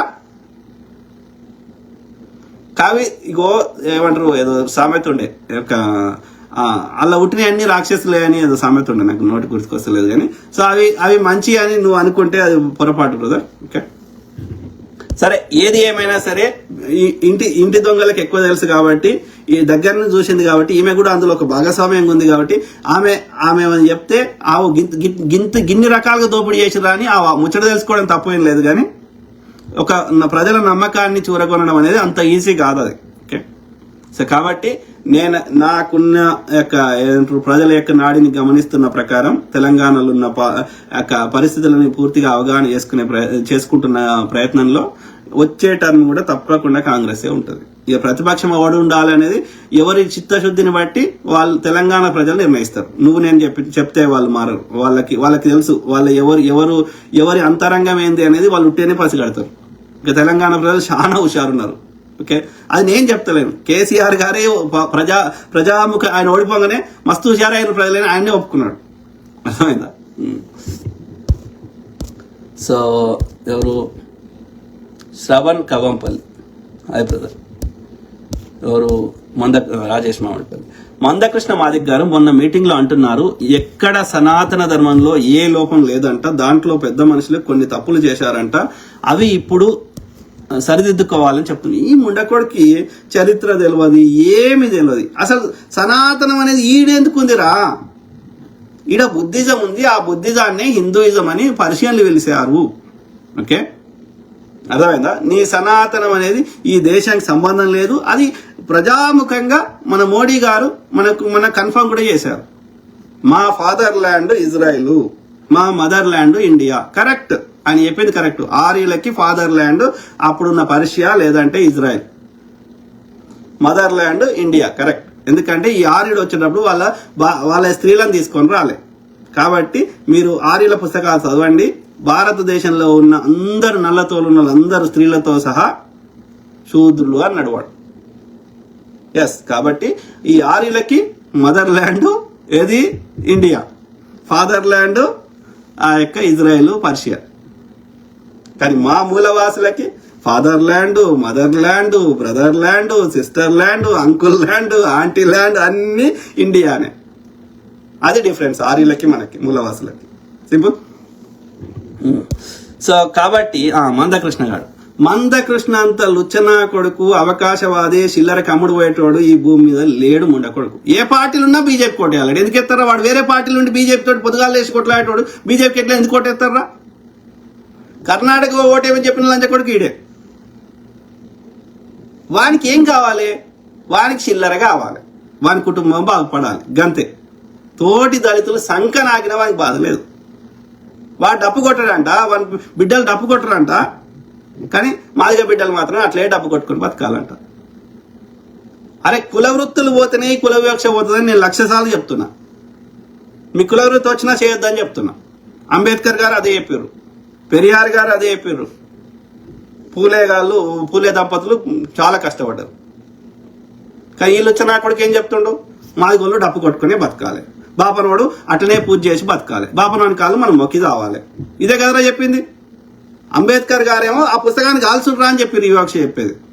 దళితులని యొక్క అందరు తాగే నీళ్ళలో తాగాలని చెప్పిండు. అక్కడ సపరేట్ కుండ పెడితే పలగొట్టిండు. ఆ యొక్క కాలారాం టెంపుల్కి దళితులు రావాలని కొట్లాడిండు. దళితుల కోసం రిజర్వేషన్లు పట్టుకొచ్చిండు. పూనా ఒడంబడిక చేసిండు. దళితులకి ఇవాళ దళితుల ఆత్మగౌరవంగా బతుకుతారంటే అంబేద్కర్ గారి కాంట్రిబ్యూషన్ చాలా ఉంది. కానీ ఈ లుచ్చలంబడి కొడుకు ఏం చెప్తున్నాడు? మాదిగోళ్ళు బాపనానికి సంఖ నాకాలే, ఈ వివక్ష ఇట్టనే ఉండాలి, మాదిగోళ్ళు డప్పు కొట్టుకోవాలి, చెప్పులు కుట్టాలి. నేటికి చూడండి మీరు, ఎక్కువ అక్కడ నార్త్ ఇండియాలో చెమారు కానీ ఇక్కడ మాదిగోళ్ళు కానీ నేటికి ఈ ఊడ్చేటి తూడ్చేటి శుచి శుభ్రత ఇవన్నీ చేసేటి ఎవరు? ఊడ్చేటి మున్సిపాలిటీలు దిగండి, ఎక్కువ మాదిగోళ్ళే ఉంటారు. అయినా వీనికి ఏం నొప్పి కాదు ఈ బాడుకోకి. ఎందుకంటే వాని చిల్లర వస్తుంది కదా. మాదిగ కులం పేరు చెప్పి వాడు బతికేస్తుంది కదా, వాడు వాని చుట్టూన్నోళ్ళు గాడిద కొడుకులు. కాబట్టి ఆ చుట్టూన్నోళ్ళతో తిట్టిపిస్తాడు మన లాంటి వాళ్ళని ఈ వాస్తవాలు చెప్తే. ఎందుకంటే వీనికి చిల్లర వస్తుంది, వానికి చిల్లర వస్తుంది, వీనికి అవార్డులు వస్తున్నాయి. కానీ మాదిగ బిడ్డలకి ఏమవుతుంది? గదే ఊడుసుడు, గదే తుడుసుడు, గట్టనే అంటరానితనంగా బతుకుడు. వీనికేం నొప్పి కాదు బాడుకోకి. దుర్మార్గులు. ఓకే, ఆలోచించండి మిత్రులారా, వాస్తవాలు అంగీకరించే ప్రయత్నం చేయాలి. శ్రవణ్ కవంపల్లి, నేను ఎస్సీని. ఎవరైనా సరే నాకు కులము మతంకి సంబంధం లేదు, నేను పద్మశాలి. ఓకే, షాలోడు అంటే నా పద్మశాలోడే తిడుతున్నాడు. అరే మరి షాలోని లేకపోతే ఏమంటారు? షాలోని ఇవాళ సిరిసిల్లకు పోదాం, సిరిశాల అంటారు, సిరిసిల్ల. ఓకే, సిరిశాల బక్కజిక్కిన షాలోడు ఎట్లున్నాడో మీరు పోయి చూడండి. నేటికి మెజారిటీ ఎవడో చదువుకున్నాడు కుజర 4 పైసల పరంగా ఉంటే ఉండొచ్చు, కానీ మెజారిటీ ఇప్పుడు కుల వృత్తి చేస్తారు, మగ్గం చేస్తారు. చూడండి, తినడానికి తిండి లేక అప్పుల బాధలతోటి ఊరేసుకొని చచ్చేటోళ్ళు, ఈ యొక్క పురుగుల మందు తాగేటోళ్ళు మస్తు మంది ఉన్నారు. పెళ్ళాం బిడీలు చేసి మగుడు మగ్గం నేసి లేకపోతే ఇద్దరు మగ్గం నేసి అది నేసిన బట్టలు ఓడి కొనుక్కోక ఇబ్బంది పడుతున్నారు. ఆ ప్రభుత్వం వాళ్ళ దగ్గర ఏమైనా బట్టలు కాంట్రాక్ట్ చేస్తే వాడికి బిల్లులు కడతలేరని ఏడ్చుకుంటూ బతికేటోళ్ళు ఎంతమంది చూపెట్టాలి? ఊర్లలో కానీ సిరిసిల్ల కానీ ఎక్కడైనా రాష్ట్రంలో పద్మశాలి. వీళ్ళకి కులం పిచ్చి లేపాలి. నువ్వు హిందువువి, నువ్వు జంజం వేసుకోవచ్చు, నువ్వు ఇంకోటి చేసుకోవచ్చు, నువ్వు ఆ యొక్క భృగు మహర్షి దేంట్లోకెళ్ళి వచ్చినావు. ఇట్లా విభజించు పాలించు. నేనేమంటున్నా, కులం ఎవడే మనిషి నేను ఫస్ట్. ఈ కులాలు మతాలు లేవు వెనకట, పక్షులకు లేవు, జంతువులకు లేవు. ఒక 2000-3000 సంవత్సరాల కింద లేవు మనుషులకి. మనిషి పుట్టింది లక్షల సంవత్సరాల కింద. సో అవి ఎందుకు పెట్టిండ్రు, ఎవడు పెట్టిండు, అది ఎందుకు వచ్చింది అనేది వేరే ముచ్చట. కానీ ఇన్నేళ్ళు లేనప్పుడు, లక్షల సంవత్సరాలు లేనప్పుడు, సకల జీవరాశి కోటికి లేనప్పుడు నాకెందుకు రావి? నాకేదన్నా ఇప్పుడు కాలు ఉంది అంటే, చెయ్యి ఉంది అంటే, నా శరీరం నాకు పుట్టుకతోటి ఉంది, ఇది నా చెయ్యి అని చెప్పుకుంటా. ఎందుకంటే నా ఆధారం చూపెడతా. అట్లా నేను ఒక ఫలానా కులం వాడిని, ఫలానా మతం అంటే ఎక్కడన్నా ప్రింట్ చేసి వచ్చేది రాలే కదా పుట్టినప్పుడు. కాబట్టి ఈ చెత్త నా మీద ఎందుకు రుద్దుతున్నావు అని ఎవరిది వాడో ఆలోచించుకోవాలి. నేను రెండే కులాలు రెండే మతాలు, మంచి చెడు, అంతే, అంతకుమించి లేదు. So Masood Khan, thank you brother. మానవత్వాన్ని మించిన మతం లేదు, మానవత్వాన్ని మించిన కులం లేదు. మానవత్వం అంటే ఒక్క మనిషే కాదు, అన్ని కులాలు అన్ని జీవరాశుల మీద ఆ ప్రేమ దయా కరుణ అనేది ఉండాలి. అది ప్రకృతి ధర్మం, దాన్ని పాటించాలి. పాటించకపోతే భూకంపాలు వస్తాయి, కరోనాలు వస్తాయి, ఇంకా అనేకం జరిగి ప్రకృతి ఈ దుర్మార్గులని తన లోపల కలుపుకుంటుంది. అది ప్రకృతి ధర్మం. ప్రకృతి క్రియేట్ చేసిన ప్రతి రీసోర్సెస్ ప్రతి వారికి చెందాలి. కొందరే వాళ్ళ కంట్రోల్లో పెట్టుకుంటే ప్రకృతి వాళ్ళని బొంద పెడుతుంది. బండి శ్రీనివాస్, ఏం జరిగినాయి ఎప్పుడా? అరే బండి శ్రీనివాస్ లుచ్చనా కొడుక, బీఆర్ఎస్ కంటే బీజేపీ కంటే కాంగ్రెస్ 1000 రెట్లు నయం. నువ్వు దేని మీద అయినా చర్చకరా, నీ జీలతో అమ్ముంటే. ఓకే, అర్థమైందా? వాడు వచ్చిన 1.5 year 2 years లోపలనే చాలా చేసే ప్రయత్నం చేస్తున్నాం. ఇంకా జరుగుతాయి. ఉచ్చ ఆపుకోవాలి. వాడు 10 ఏళ్లలో ఏం వీకంది, వాడు 12 ఏళ్లలో వీకంది. వీడు 2 years లోపలనే వాడు అన్న అప్పులు చేసిపోయి కేంద్రం వాడు సహకరించకపోయినా చేసే ప్రయత్నం చేస్తుంటే ఉచ్చ ఆపుకోవాలి. 70,000 ఉద్యోగాలు ఇచ్చినాం ఇన్ని అప్పులలో కూడా. కేసీఆర్ గారి హయాంలో 1వ తారీఖు జీతాలు వల్లే, ఎప్పుడు పడితే అవన్నీ తెలియదు. ఇప్పుడు 1వ తారీఖు జీతాలు వేస్తున్నారు, ఎంత కష్టం ఉన్నా. అర్థమైందారా? పెండింగ్ ప్రాజెక్టులన్నీ ఫినిష్ చేసే ప్రయత్నం చేస్తున్నాం. ఉస్మానియా హాస్పిటల్ కట్టరా అంటే కట్టలే. అలాగే నీళ్ళు వచ్చినాయి, వరదలు వచ్చి నీళ్ళు వచ్చినాయి, పెచ్చులుడి మీద పడుతుంటే హెల్మెట్ పెట్టి కానీ ట్రీట్మెంట్ చేసిరు డాక్టర్లు. ఇలా కొత్త ఉస్మానియా హాస్పిటల్ కడుతున్నాం. అది గోల్నాకల. అట్లా ప్రతి రంగంలో మంచిగా చేసే ప్రయత్నం చేస్తున్నాం రా. మొన్న కార్లు బోట్లు కాలే, మన వానాకాలంలో లాస్ట్ టైం. ఉన్న లిమిటెడ్ రిసోర్స్ లో ఎన్ని చేస్తే అన్ని చేసే ప్రయత్నం చేస్తున్నాం. చేస్తాం, ఉచ్చాపుకో. తెలంగాణ ప్రజలు 5 ఏళ్ళు ఇచ్చారు కదరా. నువ్వు లేని భయభ్రాంతులకు గురి చేసి ఫేక్ ప్రచారం చేస్తా అంటే ఎవడు ఊరుకుంటాడు? కులం పేరు మీద ఇట్లా గొడవలు చేపిస్తా మేము వీ డు నాట్ టాలరేట్. కర్రలు కాల్చి వాత పెడతారు మీ పిల్లల మీద తెలంగాణ ప్రజలు. గాడిద కొడుకు చెప్పురా. ఇప్పుడు కళ్ళు తెరిచి నేను చూడడానికి రెడీ ఉన్నా. చెప్పు, ప్రతి అంశం మీద నిష్పక్షపాతంగా విత్ డేటాతోటి చర్చ పెడదాం. అది ఏ విషయమైనా సరే. ఆడగొడవ తన్నిండి అంటారు, తన్నిన వీడియో తీసుకురారా. తన్నిన వీడియో చూపెట్టారు. పెద్దోళ్ళు కొట్టుకుంటే చిన్న పాప 2 నెలల పాపని పెద్దోళ్ళ గొడవలకి ఎట్లా వచ్చిందిరా? చిన్న పాపని అట్లా దేవచ్చా? అన్ని అబద్ధాలు. ఎట్లన్నా చేసి తెలంగాణ బాగుపడద్దు. బీజేపీ పాలిత రాష్ట్రాల లెక్క బీఆర్ఎస్ లెక్క ఉండాలి. ఇక్కడ బాగుపడద్దు. అందరం సముద్ర అల్ల పోయి దుంకాలి, అందరం చావాలి. బాగుపడనే పడద్దు. సిగ్గులేని నా కొడుకులు. చెప్పురా బండి శ్రీను, నేను వింటా, చర్చ చేస్తా. శ్రవణ్ కవంపల్లి అన్న, అమార ప్రసాద్ గాని గురించి మాట్లాడను. వానంతా లుచ్చలాంటి కొడుకులు ఏడు మిత్రులు, గలీజ్ లంజ కొడుకు. ఈ మందకృష్ణ ఎట్లనో వీనికంటే 10 రెట్లు గలీజ్ లంజ కొడుకు వాడు అమార ప్రసాద్. అన్ని అబద్ధాలు చెప్తాడు. వీళ్ళంతా స్వార్థపరులు. అదే దళితుల తిట్టొద్దు అంటారు కదా, కడుపు కాలితే తిట్లే వస్తాయి. మంచి వాళ్ళని తిడతలేం మనం. ఎందుకంటే ఆయనకి చిల్లర కోసం. ఎవడైతే దోపిడీదారుడు ఉంటాడో, ఇంతకుముందు చెప్పినట్టు బడా వ్యాపారస్తులు వాళ్ళు పెద్ద లెవెల్లో దోసుకుంటారు. వాళ్ళు ఈ చిల్లరకు అమ్ముడు పెట్టాలి. బీసీ ఎస్సీ ఎస్టీలనేమో చిల్లరకు అమ్ముడు పెట్టాలి. అగ్రకులాలనేమో బడా దోపిడీదారులు, ఇండస్ట్రియలిస్టులు, వ్యాపారస్తులు. వీళ్ళు కాకుండా ఇక చిల్లరకు అమ్ముడు పోయేటోళ్ళు ఈ జర్నలిస్టులు. ఈ చిల్లర కాకుండా ఎవడన్నా అవార్డులకి ఇట్లాంటివి, లేదంటే సిబిఐ ఈడీలని బెదిరించేది. మొత్తం మీద వీళ్ళందరూ సంకనాక్తులు. అలా ఈ అమారా ప్రసాద్ గాడు వానికి ఏదో వ్యాపారాలు ఉన్నాయి, వాడు ఆ దొంగ వ్యాపారాలన్నీ చేసుకోవడానికి బీజేపీ వాడు అవసరం, మనకి మద్దతు బీజేపీ ఉంటే వాడు వాని తెరుగు ఒకటి రాడని బీజేపీ సంకనాక్తుడు. వాడు దొంగలు, స్వార్థపరులు మాత్రమే. ఓకే, అడ్డదారుల పైసలు సంపాదించుకోవడం మాత్రమే బీజేపీ బీఆర్ఎస్ లో సంకనాక్తారు. మీరు రాసి పెట్టుకోండి, సింపుల్. అలా అమారా ప్రసాద్ గాడు ఒక లుచ్చనామిడి కొడుకు తయారైంది. గలీజ్ లంచ కొడుకు వాడు. వానికి ఏదో బార్ షాప్ ఏదో ఉందంటాడా, ఆడ పోయి కూర్చుంటాడు, వాని చెడ్డిప్పి అందరికీ పెడుతుంటాడు. లంచ కొడుకు, గలీజ్ లంచ కొడుకు. వానికి ఎథిక్స్ మొరల్స్ లేవు. Mohammed Moin Pasha, thank you. తిట్టద్దు అంటారు. ఇబ్రాహీం పాషా, అంతే కదా. Hats off to your guts sir, thank you brother. నిజమే చెప్పుదాం, నిజంలోనే బతుకుదాం. అందరం రోజు వీకేదే. Salim Sheikh, thank you brother. ఎవరు షేక్ ఇక్బాల్ అన్న, hi brother, hi to everyone. Okay, అది మిత్రులారా, ఐ కీప్ టాకింగ్, అయిపోయిన కామెంట్స్.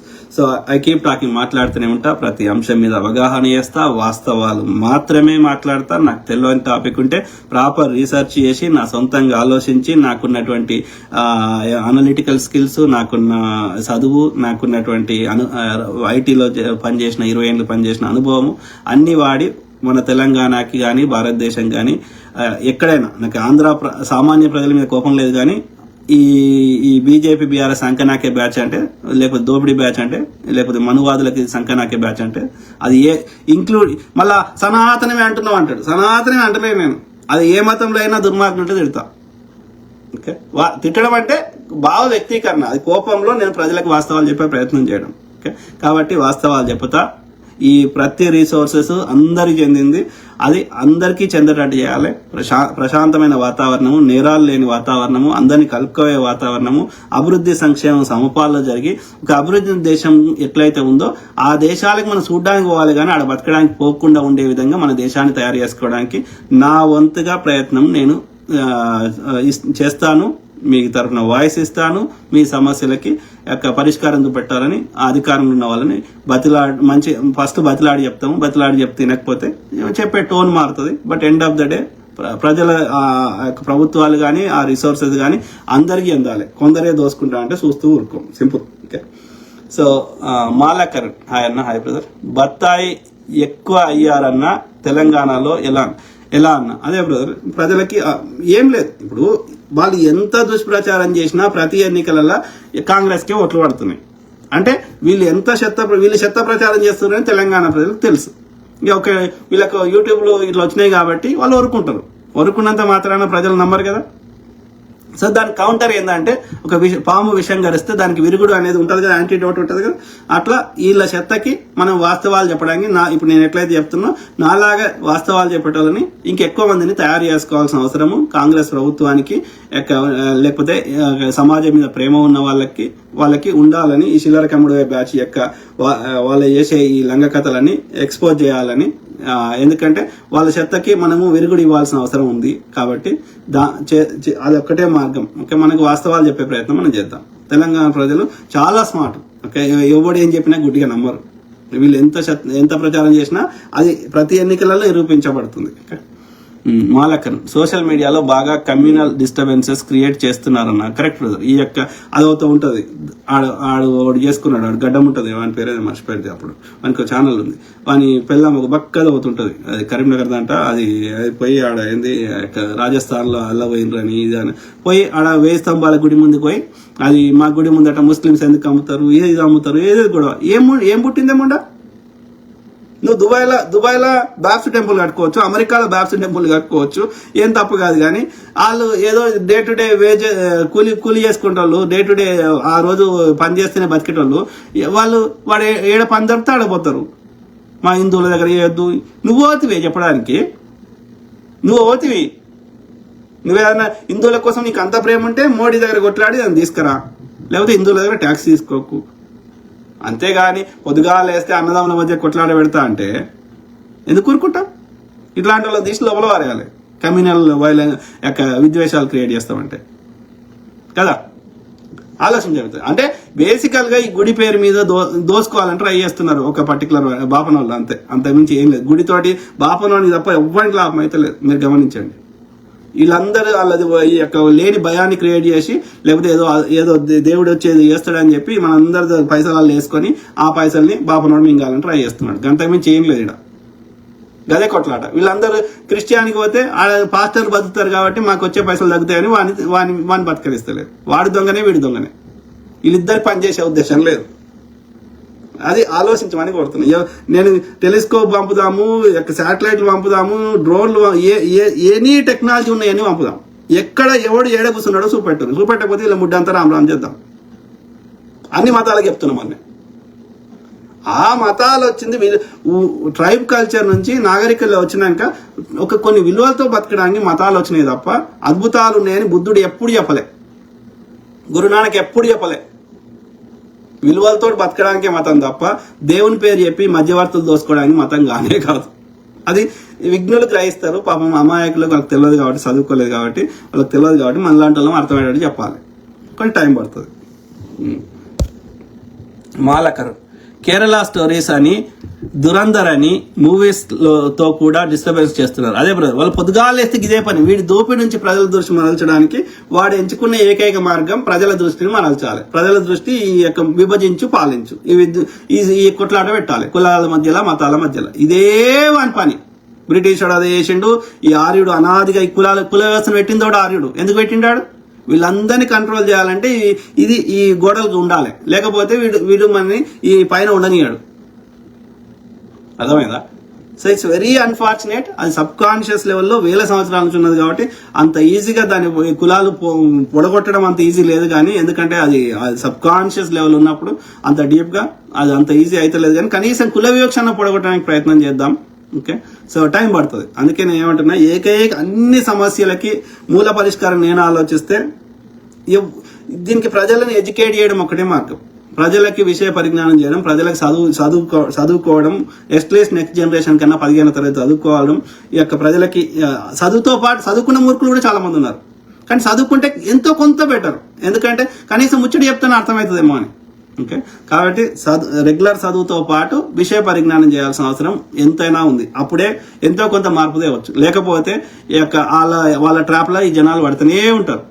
ఓకే, టైం పడుతుంది. ఆ చెత్తని, వేల సంవత్సరాల చెత్తని ఒకసారి ఇట్లా గడగడానికి మన దగ్గర ఏమంటారు అద్భుత యొక్క మంత్రదండాలు లేవు కదా. సో మాలకర్ యుఎస్ లాగా ఎప్పుడు ఇండియా డెవలప్ అవుతుంది అన్న హై స్టాండర్డ్ ఆఫ్ లివింగ్. ఒక్క రోజులో కాదు బ్రదర్, ఒక్క రోజులా కానే కాదు. మనకున్న లిమిటెడ్ రిసోర్సెస్ కి, మనకున్న భూభాగానికి, మనకున్న జనాభాకి, మనకున్న అనేక ఈ యొక్క ప్రజాస్వామిక పద్ధతిలో చేయాల్సి అందరిని కన్విన్స్ చేసి మనం ఒక్కడు మంచి చేసే ప్రయత్నం చేస్తే 10 మంది కిందికి లాగే ప్రయత్నం చేస్తున్నారు. కాబట్టి ఆ దేశాల్లో మంచి చేస్తామంటే 10 సహకరిస్తారు, నొప్పిని భరిస్తారు. కానీ ఇక్కడ వాడు చేయడానికి అడ్డుపడుతున్నారు కాబట్టి నత్తనడక లెక్కనే జరుగుతుంది, మెల్లగా జరుగుతుంది, ఫాస్ట్గా జరుగుతుంది. చైనా లాగా, అమెరికా లాగా ఇన్స్టెంట్ గా జరగవు. రాజుల కాలంలో జరిగింది మన ఇండియాలో. ఎందుకంటే వాడు జనాలు మంచి రాజు వచ్చినప్పుడు మంచిగా జరిగినాయి. అందుకే అంత అద్భుతమైన కట్టడాలు ఉన్నాయి ఇప్పటికీ. అది ఎల్లో గుహలు కావచ్చు, లేకపోతే ఎర్రకోట కావచ్చు, తాజ్మహల్ కావచ్చు. ఎందుకంటే వాళ్ళ నియంతృత్వం ఉంది కాబట్టి వాడికి మంచి రాజు వచ్చినప్పుడు మంచిగా జరిగినాయి. కానీ ఇప్పుడు ప్రజాస్వామ్యం కాబట్టి మనం ఒక్కటి మంచి చేసే ప్రయత్నం చేస్తే 100 మంది వెనకాల ఆగుతారు. కాబట్టి మనకు లిమిటెడ్ రిసోర్స్ ఉన్నాయి, జనాభా ఎక్కువ ఉంది. కాబట్టి నత్తనడక లెక్క మెల్లగా జరుగుతుంది. 70 ఏళ్ళలో అయినప్పటికీ 70 ఏళ్లలో కాంగ్రెస్ పుణ్యం వల్ల చాలా ప్రగతి సాధించిన అభివృద్ధి దేశాలతో చాలా రంగాల్లో పోటీ పడుతున్నాం. తినడానికి తిండి లేదు, కట్టుకోవడానికి బట్ట లేదు, ఓపెన్ బార్డర్స్ ఉన్నాయి. ఒక 27% ఎకానమీ ఉన్నటువంటి ప్రపంచంలో 27% జీడీపీ ఉన్న భారతదేశాన్ని 1 లేదా 2% తీసుకొచ్చి సంకనాకిచ్చి మొత్తం దోసుకొని పోయినాక బ్రిటిష్ వాడు 40 ఏళ్ళలో పోతే ఇప్పుడు న్యూక్లియర్ వెపన్ ఉన్న దేశంగా ఐటీ రంగంలో డాక్టర్లు, ఇంజనీర్లు, ఎక్స్పోర్ట్స్ యొక్క ఆహారము ఇంపోర్ట్ చేసుకునే దేశం నుంచి ఆహారం ఎక్స్పోర్ట్ చేసే దేశంకి 10 ఏళ్ళకి సరిపడా యొక్క ధాన్యం నిల్వలు, ఇవన్నీ ఈ కాంగ్రెస్ పుణ్యం వల్ల, ఆ ప్లానింగ్ కమిషన్ ఏర్పడడం వల్ల, నెహ్రూ దురదృష్టం ఈ యొక్క పంచవర్ష ప్రణాళికలు పెట్టడం వల్ల సాధ్యమైంది. సో కాబట్టి ఇప్పుడు మోడీ వల్ల నాశనం అవుతుంది. కానీ బట్ మళ్ళీ కాంగ్రెస్ వస్తే ఇంకెక్కువ ఫాస్ట్ జరుగుతుంది. లేదు అయితే ఇట్లా నడక నడుస్తుంది. ఓకే, కానీ ఆ అమెరికా, చైనా లాగా ఇన్స్టెంట్ గా అయిపోవడం అయితే కాదు. మన భారతదేశంకి ఉన్న చైనా ఎందుకు అయిందంటే ఆడ నియంతృత్వం ఉంది కాబట్టి అయింది.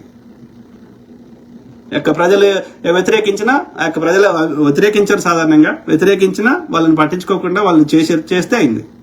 మన దగ్గర అట్లా చేస్తామంటే బతకనిస్తలేరు కదా. కాబట్టి వీళ్ళందరినీ ఒప్పించి మెప్పించి చేయాలంటే మెల్లమెల్లగా జరుగుతుంది. అంతే, దానికి ఇంకా క్విక్ సొల్యూషన్ లేదు. Mohammed Shafi, hi sir, how are you? Good brother, good. ఎవరు? మాలకర్, పబ్లిక్ కూడా ఓట్ ని మిస్యూజ్ చేసి, అదే బ్రదర్, ప్రజలని అదే ఆ ట్రాప్ లో మెజారిటీ ప్రజలు ఉన్నారు. ఎందుకంటే మెయిన్ గా 2 కారణాలు. ఒకటి నిరక్షరాస్యత ఉండడం వల్ల పేదరికం ఉంటుంది. ఈ అంటే నిరక్షరాస్యత ఫస్ట్ కాజ్, చదువుకోకపోవడం, అక్షర జ్ఞానం లేకపోవడం, విషయ పరిజ్ఞానం లేకపోవడం. రెండోది ఈ యొక్క పేదరికం. నిరక్షరాస్యత వల్ల పేదరికం ఉంది. ఈ పేదరికానికి వాడు ఆకలి అవుతుందంటే ఆకలి కోసం ఇప్పుడు అమెరికాలో నల్లోళ్ళు ఉంటారు, ఏదో కొంత చిల్లర ఇచ్చిన సంపవాలని చంపేటోళ్ళు కూడా ఉన్నారు. ఎందుకంటే పేదరికం అనేది ఏ పనైనా చేయిస్తుంది అని ఇక్కడ మనం గమనించాలి. వీళ్ళని పేదరికంగా పెట్టి వీళ్ళతోటి ఓట్లు వేయించుకుంటున్నారు, వీళ్ళతోటి ఊడిసిపించుకుంటున్నారు, అన్ని పనులు చేయించుకుంటున్నారు. కాబట్టి ఎట్లా మార్పు రావాలి? ఫస్ట్ మార్గం వీళ్ళకి చదువు చెప్పాలి. చదువు చెప్తే ఆ ఊడిచేటోళ్ళు ఊడవరు, లేకపోతే ఆ ఊడిచేది ఇంకో విధంగా చేస్తారు. అప్పుడు వాళ్ళ ఆర్థిక స్థితులు మెరుగుపడతాయి. ఆర్థిక స్థితులు మెరుగుపడితే వాడు ఓటు అమ్ముకోడు. ఈ యొక్క బహిరంగ సభలకి ఆ రోజు కూలీ ఇస్తే బహిరంగ సభలకు ఓడు. కాబట్టి వీళ్ళన్నిటికీ మూల పరిష్కారం చదువు. 4 పాచి పనులు చేసినా, ఆటో నడుపుకున్నా, వ్యవసాయం చేసుకున్నా, ఏ పని చేసినా సరే కానీ వాళ్ళ పిల్లల్ని మాత్రం గ్రాడ్యుయేట్ చేయండి. 15వ తరగతి చదవండి. 15వ తరగతి చదివినాక 10-12 చేసి ఆపితే అది చదవనట్టే లెక్క. 15 లేదా 16 గ్రాడ్యుయేట్ అయినాక ఇక వాడు చెప్పులు కుట్టుకుంటాడా, బట్టలు ఉతుక్కుంటాడా, ఏం చేసుకుంటాడా, ఇక వాని ఇష్టం. కానీ మెజారిటీ 100 మందిని చదివిపిస్తే 15వ తరగతి గ్రాడ్యుయేట్ చేపిస్తే అందులో 80 మంది పనికొచ్చే పని చేస్తారు. 20 మంది చెడిపోయినా కానీ 80 మంది ఏదైనా పెద్ద లెవెల్ పని చేయడానికి ప్రయత్నం చేస్తారు. వాళ్ళు చేసే పని కులవృత్తి కూడా డిఫరెంట్ చేయడానికి, ఎక్కువ పైసలు వచ్చేటట్టు చేయడానికి ప్రయత్నం చేస్తారు. వ్యవసాయం కూడా డిఫరెంట్ చేయాలని ప్రయత్నం చేస్తారు. ఎందుకంటే వానికి విషయం తెలుసుకోవడానికి కావాల్సిన జ్ఞానం ఉన్నది. సో కాబట్టి ఏకైక మార్గం మార్పు తేవాలంటే చదువు. ఆ చదువును సంకనాపియడానికి, బడిలను బంద్ చేపియడానికి, ఆ యొక్క ఈ రీల్స్ చేసుకోవడానికి, ఈ యొక్క సోషల్ మీడియాలో కానీ, ఈ తాగుడు కానీ, ఇవన్నీ చెడాలి, డ్రగ్స్ కానీ, ఇవన్నిటి దృష్టి పెట్టి వీటి చదువుకోకుండా చేయడానికి గతంలో బీఆర్ఎస్ చేసింది, ఇప్పుడు బీజేపీ పాలిత రాష్ట్రాలు జరుగుతుంది. కానీ కాంగ్రెస్ అట్లా ఆనాడు చేయలేదు, ఈనాడు చేస్తలేదు. విద్యకి అత్యంత ప్రాధాన్యం ఇస్తున్నది. కాబట్టి ఇది చదువుకోండి, చదివించండి. ఎవరికైనా దానం చేయాలంటే వాడిని పైసలు ఇవ్వకండి. వాడు ఇస్తే అబద్ధాలు చెప్తున్నారు, పైసలు తీసుకుంటారు, వాడు ఏదో ఒకటి వాడిని ఖర్చు పెట్టుకుంటారు, లేదంటే ఆ పూటకి వెళ్ళిపోతుంది. కానీ ఎవరికైనా నిజంగా దానం చేయాలని ఒక కనికరం ఉంటే మంచిగా ఏదైనా పేదవాళ్ళకి చదివిపియండి. అంతకంటే గొప్ప దేశ సేవ ఈ ప్రపంచంలో లేదు. ఎందుకంటే బతుకుదేరు దారి చూపెడుతున్నాం కాబట్టి వాడి తరతరాలు బాగుపడతారు. ఆ పూట పైసలు ఇస్తే అవి అయిపోతాయి, మళ్ళీ అడిచి అడుగుతారు. అదే వాళ్ళు ఎట్లా సంపాదించుకోవాలని దారి చూపెడితే వాడు సంపాదించుకుంటాడు, వాడు 10 మందికి సంపాదించేటట్టు తెలివితేటలు నేర్పిస్తాడు. అందుకే అంబేద్కర్ గారు పుస్తకం పట్టుకోమన్నారు, పెన్ను పట్టుకోమన్నారు, గన్ను పట్టుకోమని. ఆయన ఎన్ని పుస్తకాలు చదువుతాడు కనుక్కోండి. ఆయన ఏదో దేశం యూకే, లండన్ నుంచి వస్తుంటే ఆ ఒక షిప్ ఏమో ఆయన రోజు కూర్చున్నాడు, ఇంకో షిప్పులేమో ఆయన పుస్తకాలు ఉన్నాయి. ఆ షిప్ని మరి ఎవడు సింక్ చేసిండో అలా సింక్ అయిపోయింది. సో అంటే ఆయనకు ఢిల్లీలో అనుకుంటా, ఢిల్లీలో ఆయన ఇంట్లో పెద్ద లైబ్రరీ ఉండేది. సో ఆయన ఎన్ని చదువులు చదివిండు, ఎన్ని కోర్సులు చేసిండు, ఎన్ని మాస్టర్లు చేసిండు మీరు కనుక్కోండి. ఇప్పుడు ఆయనకు 14 మంది వాళ్ళ కుటుంబంలో ఉంటే ఈయన ఒక్కడే గ్రాడ్యుయేట్ అయ్యండి వాళ్ళ ఊర్లోకి వెళ్ళి, అంటే 10వ తరగతి దాకా చదివిండు. సో ఈయన చదివి ఇవాళ దేశానికి ఒక మార్గదర్శకమైంది. ఇవాళ ఫాదర్ ఆఫ్ కాన్స్టిట్యూషన్ ప్రతి ఊర్లో అంబేద్కర్ విగ్రహం తయారైంది. ఎందుకని? కేవలం చదువు వల్ల. అర్థమైనా? అంటే చదువుకి అంత పవర్ ఉంది. ఆయన ఒక రాజ్యాంగాన్ని రాసే అంత శక్తిని చదువు ఇచ్చింది. కాబట్టి నేను ఒకటే చెప్తున్నా, ఏ కులమైనా, ఏ మతమైనా, ఈవెన్ ముస్లిమ్స్ అయినా సరే, అమ్మాయిలైనా సరే చదివించండి. దట్ ఈస్ అది అత్యంత పవర్ఫుల్ వెపన్ అన్నట్టు. తను బాగుపడుతుంది, తను వెలుగుతుంది, తనతో పాటు ప్రపంచాన్ని వెలిగిస్తుంది. అక్షర జ్ఞానం, అక్షర జ్యోతి. సో మాలకరం పబ్లిక్ కూడా ఓట్ని మిస్యూజ్ చేసి అమ్ముడుపోయి రాంగ్ పాలిటీషియన్స్, దానివల్ల అడ్మినిస్ట్రేషన్ కూడా కరప్ట్ అయిపోయింది. కంప్లీట్ డిస్ట్రక్షన్ చేస్తున్నారు స్టేట్స్ అండ్ కంప్లీట్ కంట్రీ కూడా. అదే బ్రదర్, అందుకే ఇప్పుడు వాళ్ళు ఆర్థికంగా ఉన్నారనుకో, ఈ ఓట్లకు చిల్లర కమ్ముడు పోయే అవకాశం తక్కువ ఉంటుంది కదా. కాబట్టి చదువుకుంటే వాళ్ళ యొక్క ఆర్థికంగా ఎదిగితే వాళ్ళు ఈ ఓటు అమ్ముకోరు. చదువుకోనని రోజులు, వాళ్ళ పేదరికంలో బతికిన రోజులు ఈ యొక్క ఇది నడుస్తూనే ఉంటుంది. ఇట్లా ఈ కుల వృత్తి నీచమైన పనులు చేసుకోవాలి, ఈ యొక్క చిల్లర పనులు చేసుకోవాలి, ఆ యొక్క కుల వృత్తులు చేసుకోవాలి, ఎవడు పైసలు ఇస్తే వానికి ఓటు అమ్ముకోవాలి. ఇదే పరిస్థితి ఉంటుంది. ఏం చేయమంటే వాళ్ళని? సో ఆ పరిస్థితి మారాలంటే చదువుకోవాలి అంతే. సాధి మిత్రులారా, కీప్ టాకింగ్, మాట్లాడుతూనే ఉంటా. ప్రతి అంశం మీద అవగాహన చేస్తే అందరూ బాగుండాలి, అందులో మనం ఉండాలి, ప్రకృతి అందరినీ చల్లగా చూడాలని కోరుకుంటున్నా. Okay, so take care and have a good night. Bye.